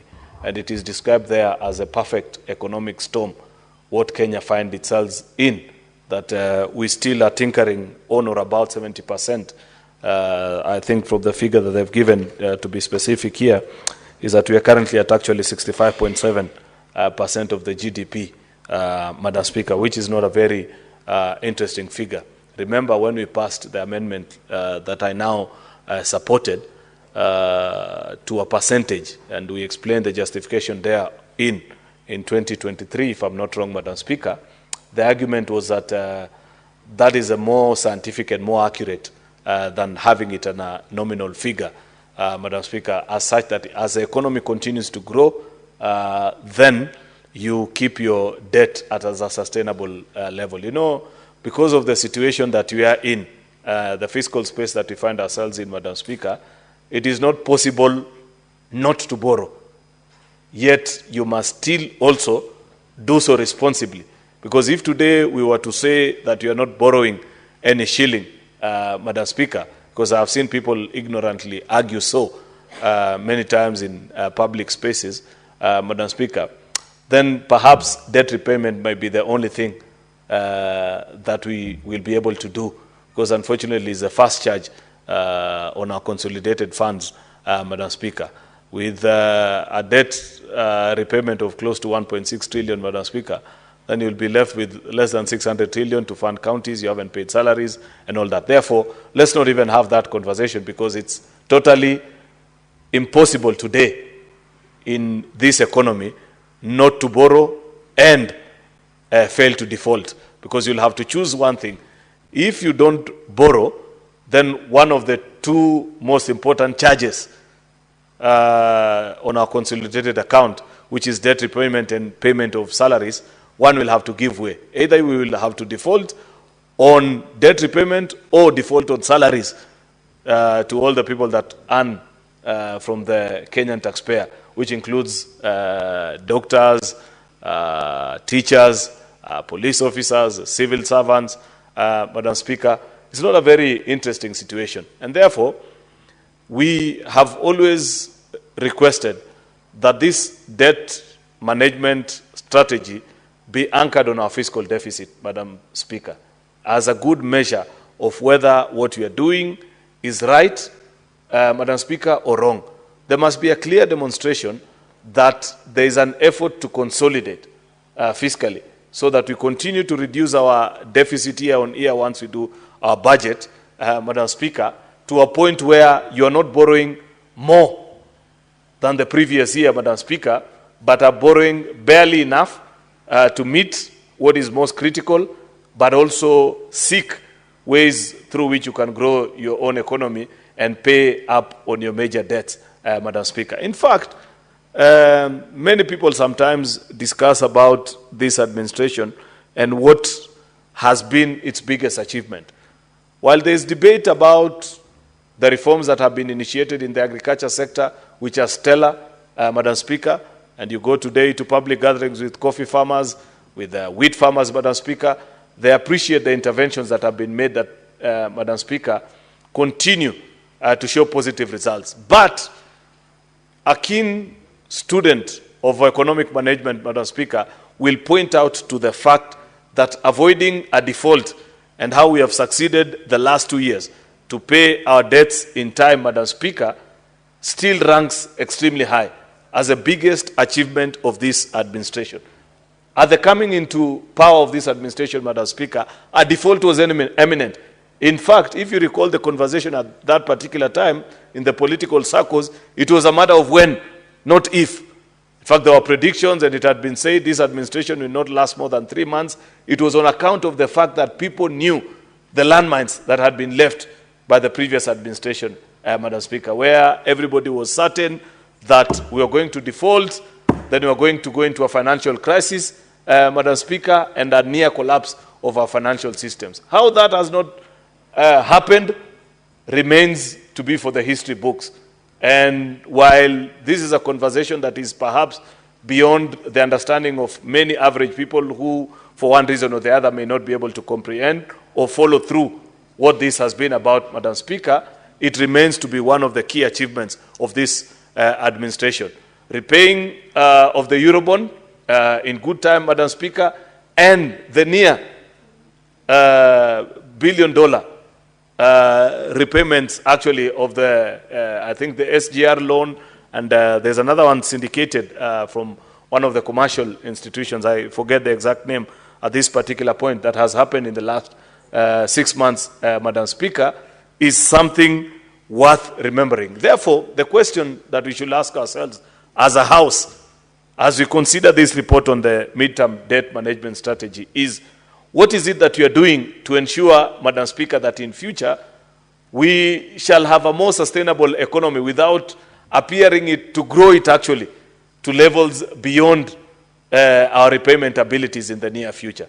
And if we keep on shifting goalposts, the way I see it being done, Madam Speaker, we will find ourselves in a very difficult. Everybody will keep on kicking the can down the road. Then it will get to a point, Madam Speaker, where it will no longer be possible to either repay debt and continue thriving. Therefore, I want to urge our colleagues in Budget and Finance Committee to take this work extremely seriously. I have read through this particular report, and I'm impressed by what they've done, but there's a lot more that they can do, Madam Speaker. Number one, pointing out on things which I feel the Budget and Finance Committee needs to lead this House into a conversation on. The country must be informed at every given budget-making season, including the BPS season that we are in, is how well are we reducing on the fiscal deficit. The last 2 years, is it from 4%? There was a promise that in 26-27, which is the next financial, 25-26, was going to drop beyond 3%. Is it possible, especially with the events of last year, June, happening, where government is not able to realize sufficient revenue, and also with the continuing growth on public expenditure, on critical expenditure, Madam Speaker. You know, sometimes our newspapers choose to be very simplistic and say, oh, there's this 3 billion that is being used for innovation and this or the other. While that is an important point, it's not the main point in a budget conversation. In a budget that continues to grow, and I think the BPS statement this year was at 4.3, Madam Speaker, the fine print needs to be checked against what is it that continues to consume public expenditure, Madam Speaker. If it is salaries, Madam Speaker, is it sustainable in this day and age to continue with the year-on increase that almost all public servants continue to earn in a depressed economy such as ours, Madam Speaker? Is it also sustainable, Madam Speaker, the kind of expenditure that we see from certain key sectors of the economy? Education, of course, is the largest consumer at almost 670 billion in the BPS that I have seen. What is the saving that needs to be made there? Why am I focusing my conversation on the fiscal deficit, Madam Speaker? Because it is the only known measure that will help us appreciate the balance of revenue vis-a-vis expenditure. and therefore the difference with what we are going to borrow to meet the gap there in between, Madam Speaker. If we continue to borrow in figures of beyond 4 or 5%, Madam Speaker, basically what we are doing is that we may appear to be okay now, but it will eventually catch up with us. And this is a challenge that I want to pass on to the Budget and Finance Committee, that if possible, because I know before you, there is presently an amendment to ensure that I think we move the year. Remember when we moved from nominal terms to percentage of the GDP on the debt anchor, Madam Speaker, we actually set 2028 as a year of moving it downwards. And it's a figure that you're supposed to grow towards. There's now a proposal before Budget and Finance Committee to take it, I think, to 2030. I'm not sure, and I can't see any member of that committee in the House to remind us.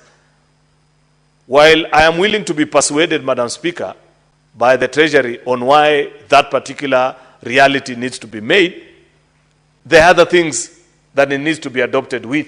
And I've just noticed that the Vice Chair of Budget and Finance Committee is here. I hope she's paying attention, Madam Speaker, because if you are to grant that, the only way through which I can support such an amendment, Madam Speaker, is if there is a tightening of the fiscal deficit space. It must be accompanied together with it. There must be a clear path that demonstrates and says that, okay, we can grant it to you up to 2030, but demonstrate to us financial year after the other, a figure cast in law. Because I know how these budget things work, Madam Speaker, and we've been around this parliament for a while, to understand that so long as figures remain just a discussion in report, they are never going to be observed. This is perhaps the time that we must bring into the national conversation the fiscal deficit and have it put into law, Madam Speaker, so that we know in 25, 26, this is the figure beyond which we cannot be allowed to borrow beyond. In 26, 27, and that figure must studiously come down, because there's a scientific way within which you achieve that 55% by 2030, Madam Speaker. This is just 5 years that we are talking about. It's not a very long time, the way people want to put it. And if we are not careful and we do not tighten the path, Madam Speaker, we will find ourselves to be in this house, God granting us life and citizens granting us the opportunity to be here, and we will be here in 2029 discussing how to move again that 55% to 2034, unless Parliament did its work with diligence.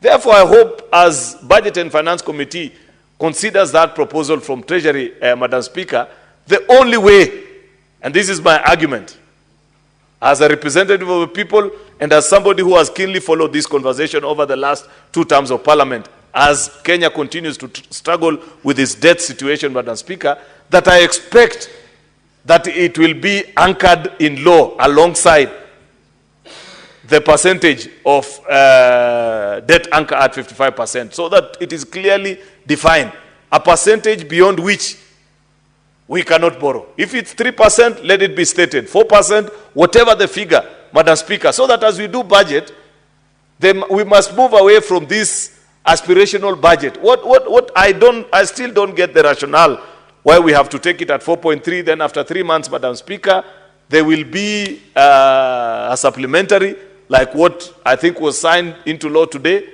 that has reviewed most of those figures downwards, because on account of non-performance of revenue, Madam Speaker.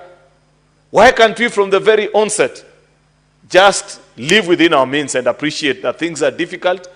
We must have a conversation as a country and say, if it gets to a point where we can no longer go to the markets and borrow beyond a certain limit, yet there are things that we need to finance, Madam Speaker, what options then are we left with? Reduction in wages, maybe of public servants that earned beyond a certain figure. How much will that realize? I'm not sure it's a big figure, because you have to be realistic and not sensational like many of our journalists in the newsroom, because I believe that is only perhaps maybe 2 or 3% that earn beyond a certain figure. But then which other places can we make savings, Madam Speaker, because the reality is that we live in a country that is yet to understand the dichotomy of balance between politics and the economy. And that will continue to be a struggle. And if we are not careful, Madam Speaker, we will actually collapse this economy because of that demand. As we speak today, many times you attend public functions in the company of the president, and when Senator Manzo is granted the opportunity to speak in Makwiny, he will ask for a particular road, a particular water project to be completed, and this or the other. So because that informs the understanding of the ordinary citizen of whether to vote for an administration or not, depending on particularly our electricity program, our road program, Madam Speaker, and our water programs, the three most critical asked for things, that continues to pile on to our budget. And year on year, you'll see the pressure of any administration like the present one that wants to have a second term in office, then choose the easier option, which is to be politically correct and continue funding some of these programs despite the fact that we may not afford them. Because that is what the ordinary citizen understands. This conversation that we are having in this house, unfortunately, is an elite conversation, which the ordinary citizen and the ordinary voter has very little connection to. Madam Speaker, because of this thing of having to face an election subsequently, it is something that continues to trouble many administrations from the past one, and I see that struggle even in the present administration. The fact that the government knows that they cannot possibly look down its citizens and say that I know you have asked for this particular program or this particular road, but given our financial situation, you'll have to give me 2 or 3 years. I don't think any member of parliament, I don't think any minister, I don't think any president or deputy can have the courage to say that to the ordinary citizen. Yet, if we are to rescue ourselves from this kind of difficulty, we must reach that level of honesty among ourselves as leaders and as a citizen. Unfortunately, Madam Speaker, because of the political realities of the day, we find ourselves in a very difficult space. Section G of this particular report of theirs, they have set a fiscal deficit target at 4.6% of the GDP for 25-26, 3.8% for 26-27, 3.5% for 27-28, in line with the fiscal consolidation path. This is what I was talking about, Senator Tabitha. The point is this: it must be able to work out to 55%. I'm not certain that this will work out to 55% by 2030. And what is the guarantee? Remember, if you go through, and I know this because I've been a member of Budget and Finance Committee, that this 3.5% we are talking about, if you check our reports for around 2020, Madam Speaker, these were the figures that we were talking about then. They are aspirational. There is no discipline to live through them. There is no guarantee that Treasury will stick to these recommendations, Madam Speaker, unless we put it into law. That is a challenge that I'm giving this particular committee. Because what have we learned over the years? If we continue to do these reports and are happy to say that this is a projected, the only way this will become a reality is the day that we put it into law.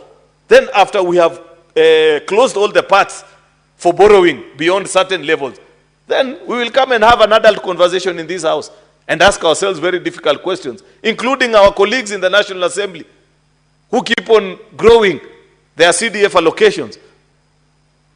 They will be able to be faced straight in the eye and be informed that you have to make a choice whether to fund your institutions where your constituents go to or grow your CDF allocation. But so long as we leave it as an aspirational figure, Madam Speaker, we are not going to slay this debt situation. Therefore, if there is a duty that we are being called to in this current session of Parliament, just the same way the 9th and the 10th Parliament were urged to fight and ensure that Kenya gets a new constitution, I am deeply, deeply convinced, Madam Speaker, that the call of this House from the people of Republic of Kenya today, Senator Manzo, more than anything that they want to hear your voice on, is on this issue of the debt. And we must be clear. And we must not, Madam Speaker, set out old paths that are tried and tested and that whose results you already know. We must be willing to bite the bullet and charter new territories that are difficult but are the only paths that can put this country back to economic recovery.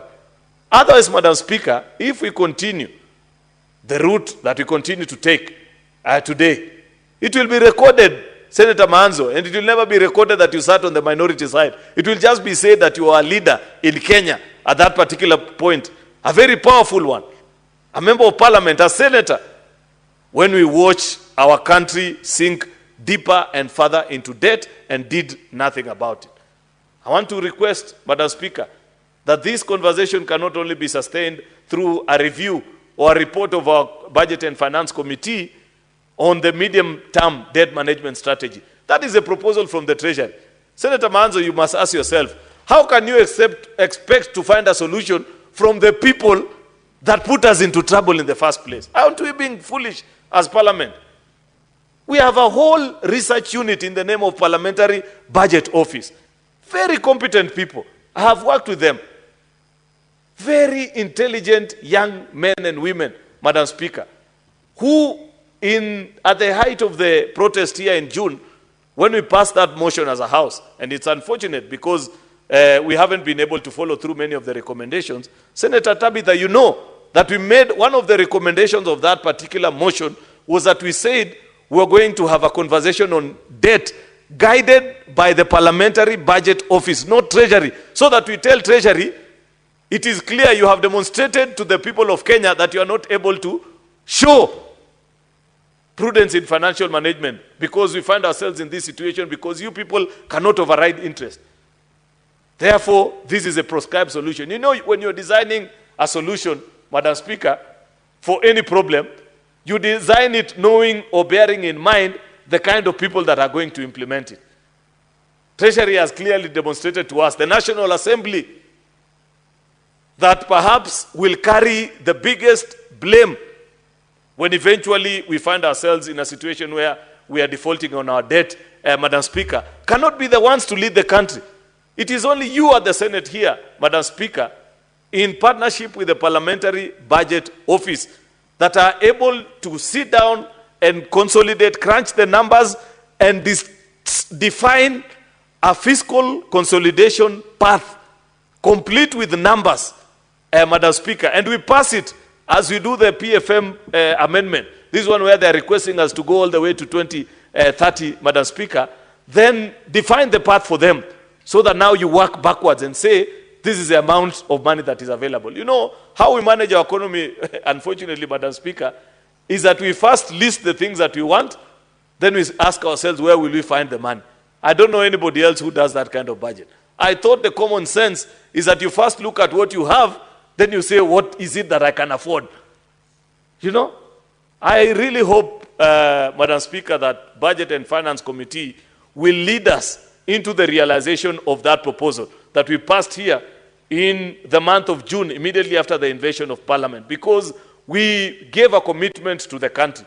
And you cannot go to another June without Budget and Finance Committee having sat together with Parliamentary Budget Office leading the country out of this situation and mess, as opposed to just ordinary reactions to proposal. To me, it is very clear in my mind, even as majority leader, that the answer to this debt situation can never come from the Treasury. It has to come from Parliament. It cannot come from both houses of Parliament, I dare say, much as you need whatever solution you will have prescribed to pass through both houses of Parliament, but Senate must lead the way because we are less conflicted. You know, many times people look at the House of Senate, Madam Speaker, and say, oh, you don't manage any resources. And they imagine that it's a bad thing. I think actually that was the actual design of our Constitution. The fact that you are not emotionally invested in any way in any of the budgeted figures, Madam Speaker, then makes you a neutral arbiter in the determination of prioritization of needs. But so long as you take it to a house like the National Assembly where members are looking into what has gone into the State Department, where oversight, for reasons that Senator Manzo knows better than us because he used to be in that particular house, you will never achieve this fiscal consolidation. I do hope, Madam Speaker, that Senator Tabitha Mutinda has heard my sentiments, that members of the Parliamentary Budget Office, who I know to be keen and follow through the conversations such as this, are listening, because Senate must lead the way. It is only the Senate of the Republic of Kenya, I am certain about it, that can lead the country on a proper fiscal consolidation path that is written in law. Then everybody else is asked to follow through. That is the only way that we shall redeem our country from the debt strain that we find ourselves in. Therefore, with those many remarks, Madam Speaker, I beg to support and urge colleagues to take time and read this report, but propose something better than just a report that is voted for and goes to collect dust at the Treasury. I thank you, Madam Speaker. Thank you very much, Majority Leader, for that very hearted submission on the issue of debt situation in Kenya. Senator Manzo Daniel Kitonga, Makwiny County. Thank you, Madam Speaker, for giving me an opportunity to comment on this very important report, and also thank the committee for making an attempt to look for solutions for this big problem of the country of debt management. And also thank the Leader of Majority for giving way forward, which is more detailed than what the committee had done. You truly, and I've been in the House for many years, you rely on Treasury, then you will never get a solution. We must now, in fact, we are supposed to be oversighting Treasury, but the technocrats in Treasury have been advising the government, and a lot of time is advising the government, and they don't take any political responsibility. They are not accountable to the people as such, and we end up finding ourselves in a very big problem. I've looked at the recommendations and found that one of the very moving recommendations, and we should begin practicing it from this report, is a report talking about in future inclusion of other forms of debt instruments such as Islamic bonds called sukuk, given bonds to attract ethical and climate conscious funding. You see, we've been going to the West, and the practice with the Islamic financial dealing is that it does not, it is not haram. He doesn't, exploit. It must be minimum profits. So if we can, because unfortunately financing our budget, we still have to borrow. If we can start borrowing from friendly nations, from nations who are not going to give us very high profits in this, and also if we can renegotiate some of the loans, because the charges are too high, and the countries and organizations which have been funding us, some of them are very exploitative to our economies. I think we'll do much better. But most important also, when we get borrowed money, then we should be able to utilize this money correctly to generate economic activities in the country. Like right now, we borrow money from African Development Bank to develop Thwake Dam in particular, and the government has its own share of contribution, and the bank has a share of contribution. Now, when we delay and when we waste time on these contracted projects, we have contractors on ground. The government of Kenya has not done its performance. The government of Kenya has not made requests in good time. Then we delay, then it becomes more expensive on the project, becomes more expensive on the country. It becomes, the charges even, the more time we take, the more the charges accrue. And therefore, we need to look for friendly funding, as it has been suggested by the committee, and at the same time utilize the money well.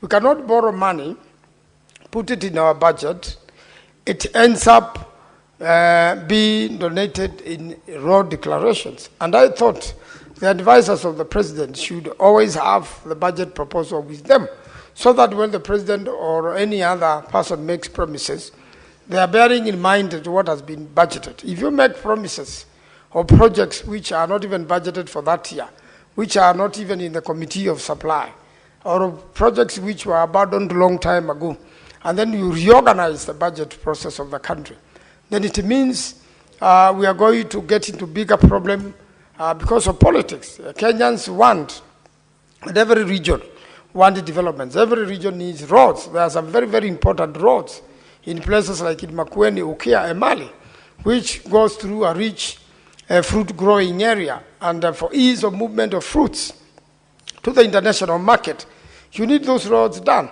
So when we do our roads, it's cheaper for the country in terms of buying and replacing spare parts because the roads are not hard on cars. There are roads in this country whereby even if you go with the new tires, you are likely to lose all of them in one journey, especially in northeastern and northern Kenya, where we need to access where the people are, but your tires are being damaged by bad roads. It becomes economically very difficult for the people and for the nation. And therefore, we really have to work very hard as a nation. I want to agree with the leader of majority that it is this house which will give solution. The National Assembly, in fact, used to pretend it could be the only one which could handle the issue of debt borrowing. And there was push and pull for a long time, till we ended up getting, legal advice that, in fact, for debt management and associated issues, it has to be managed by both the National Assembly and the Senate, and hence this report. Some years ago, I'm sure Senator Jeriot will remember, the National Assembly used to refuse with it, and we don't want it to come to the Senate, where we have a voice of reason. And therefore, we need to utilize more of our experts. I am happy they consulted experts, quite a number of experts and NGOs dealing with debt management. They consulted Budget Hub. Sorry, they consulted ISPAC and professional bodies, which will think independently of the House and independently of Treasury. Such people will give us such input so that, Madam Speaker, we are able to do proper public participation on this particular matter. And then take all the good ideas on board, Madam Speaker. We have Kenyans who have worked for World Bank. We have Kenyans who have worked for international organizations, funding organizations like African Development Bank. We have Kenyans who live abroad and have gone through very good experiences.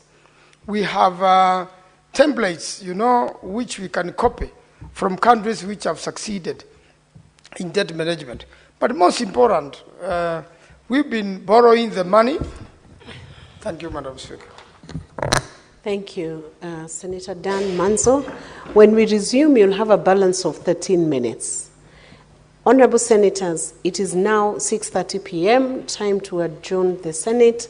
The Senate therefore stands adjourned until tomorrow, Wednesday, 19th March 2025 at 9:30 a.m.